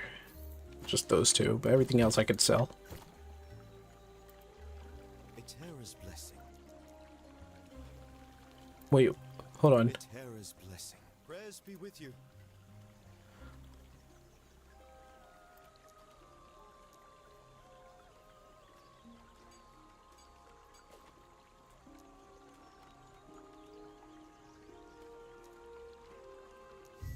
Yeah, that sucked. That was a sad storyline. Okay, let's get rid of this. I'm just gonna get rid of that. Don't need that anymore, and that. How much money do I have? I'm already at 23. I didn't know about the game we talked about. No ironics. Actually, then I will show you exactly what we're talking about.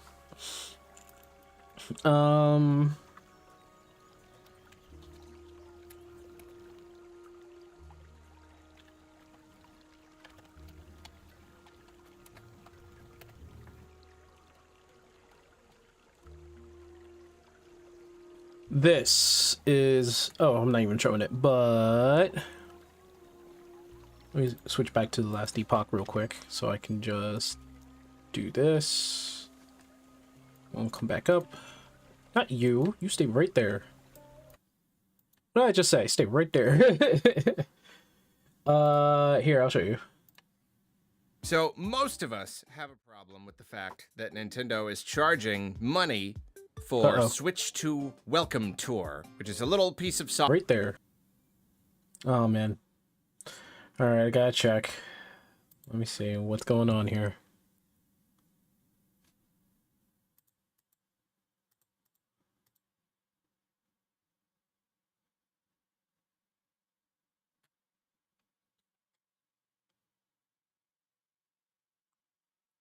Okay. Alright, I think I did a quick reset. Gotta head out, catch you later. Alright, cools. Alright, man. I'll see you later, man. So somehow, some way, things went to shit when I tried to show him something. We're gonna be taking a little bit of a break anyway. Just to get ready for 14. I want to like eat something, relax a little bit, and then we can get into it. Oh, I have a portal. I have a portal. I'm gonna go through that portal. Ah. Oh, hi there.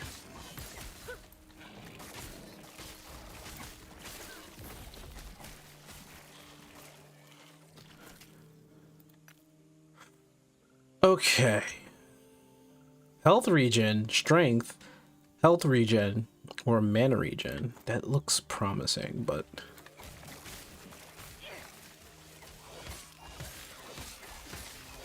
Oh my gosh, my melee abilities! Oh! Oh! Jesus. Oh!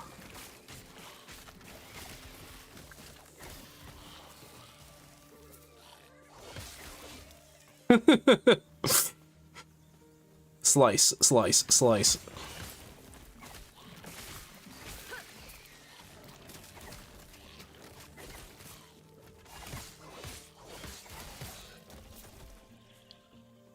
What is that? Necrotic damage. Man, get out of here. Oh.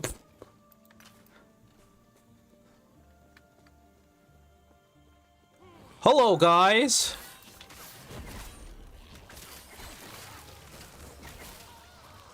And you're all dead. All of you died.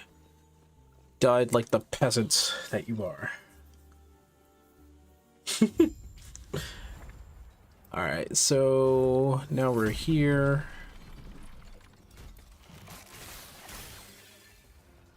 Damn!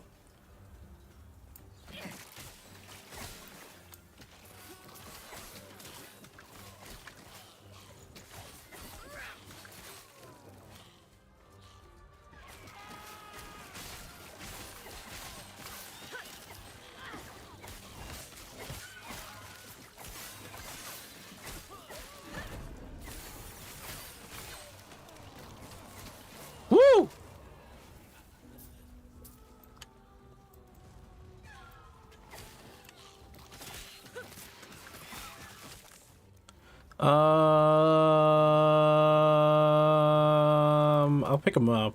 I don't know if I'm gonna use them though.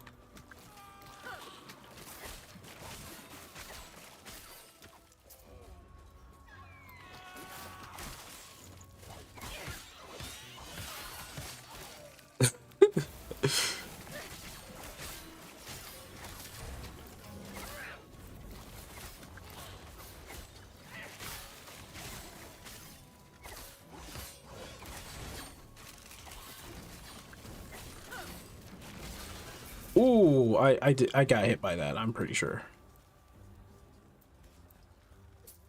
Scepter Stillness. That's still melee. Melee. Ooh, that's melee on stun.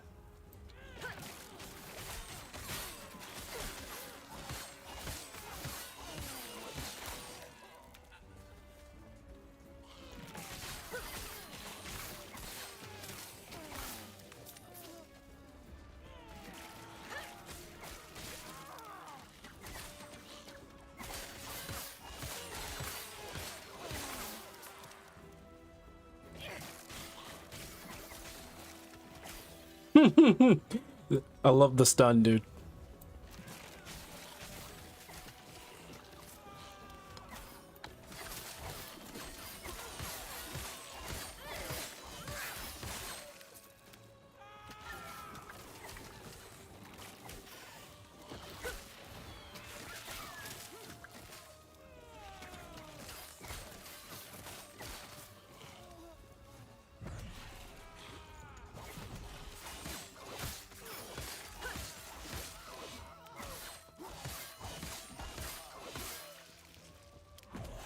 There we go. Yeah, I want two bone guys.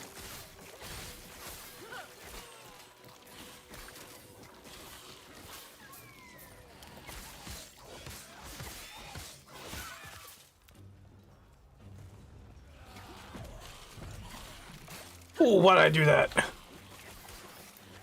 I put them right in the middle of the fray.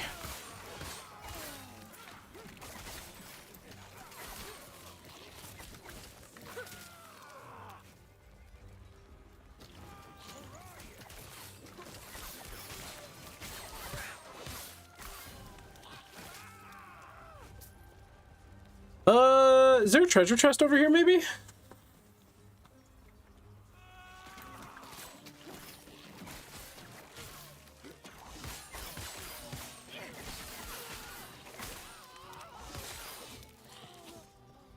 No, I am surprised. I would have thought they would put one over there, but I guess they did not. Okay.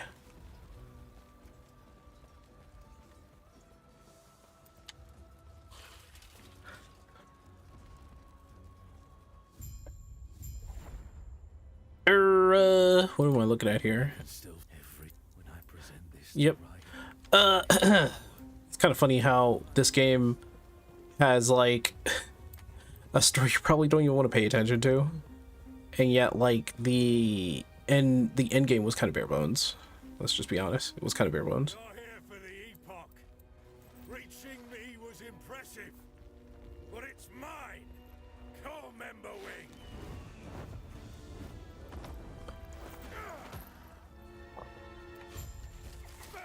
Whee!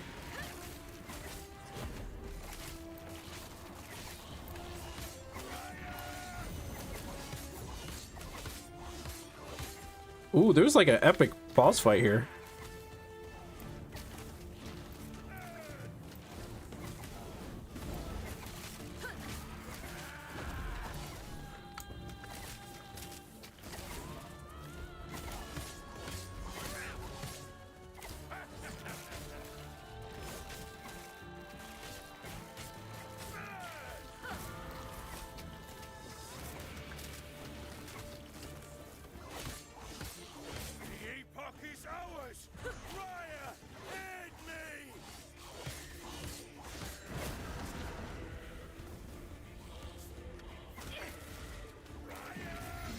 Whoa!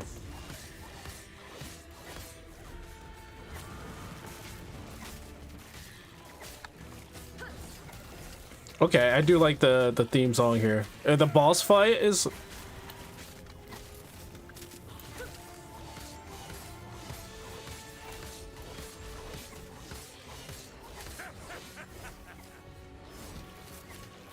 Lost all my armor.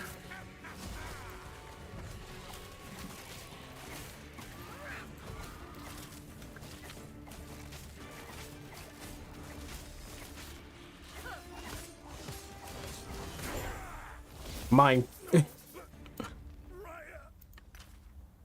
Oh, that sucks. So, he really likes his bird. Let's see what I can get out of this right here. Okay, melee fire damage, stun, and increase, but 20% chance chill on the hit. Am I working with chill at all? No, I'm working with stun. Might want that. 37 on stun, 36 on stun, fire damage, melee. Increase lightning damage, which I don't have. I don't have regular fire damage. I don't have regular lightning damage, but it does have melee damage. Melee on fire, increase stun. That makes a lot more sense. Chance to chill on hit, chance to ignite on hit. Thing about chill and ignite, it does decent damage. So I'm gonna keep you over here because you are special. Ward retention, which is good. Increase necrotic damage, health, and mana regeneration, which is good. That +1 intelligence and physical resistance may look good. When I use a potion, I get a ward. But I also, when I kill, I get a ward. So I'll change that up. 5 and 7. 5, 7 increase cooldown, speed, dodge rate. That's much better anyway. I don't know why I was wearing any plain ass shoes in the first place. No, get me out of here. Yeah, we're getting you out of there. Out there, which, speaking of, let's head back. I must remind. I may not be able to take flight, but with Emberwing's aid, I can once again feel the wind. Oh, how I've missed the limitless bloom. Is that the boss's memo? That's pretty cool. You get a note from the very boss whose wings were clipped.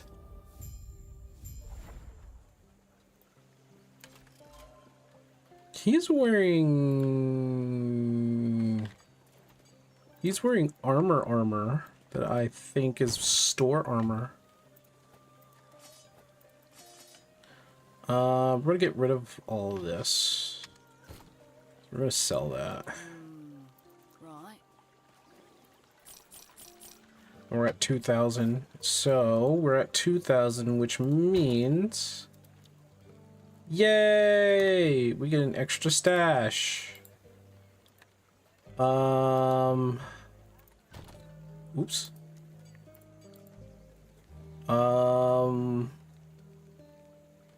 I think for now, what we want to keep in here is probably rares. So I'm gonna do this. See if we get any legends.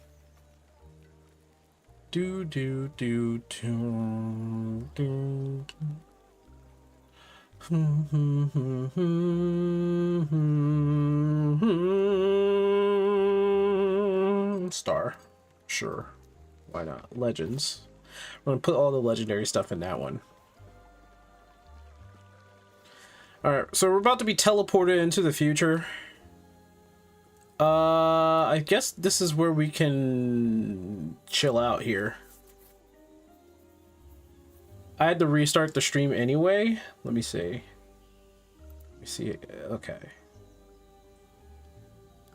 So on the YouTube side, at least it still went going. It's still going. And on my side, okay. I think I'm good for now.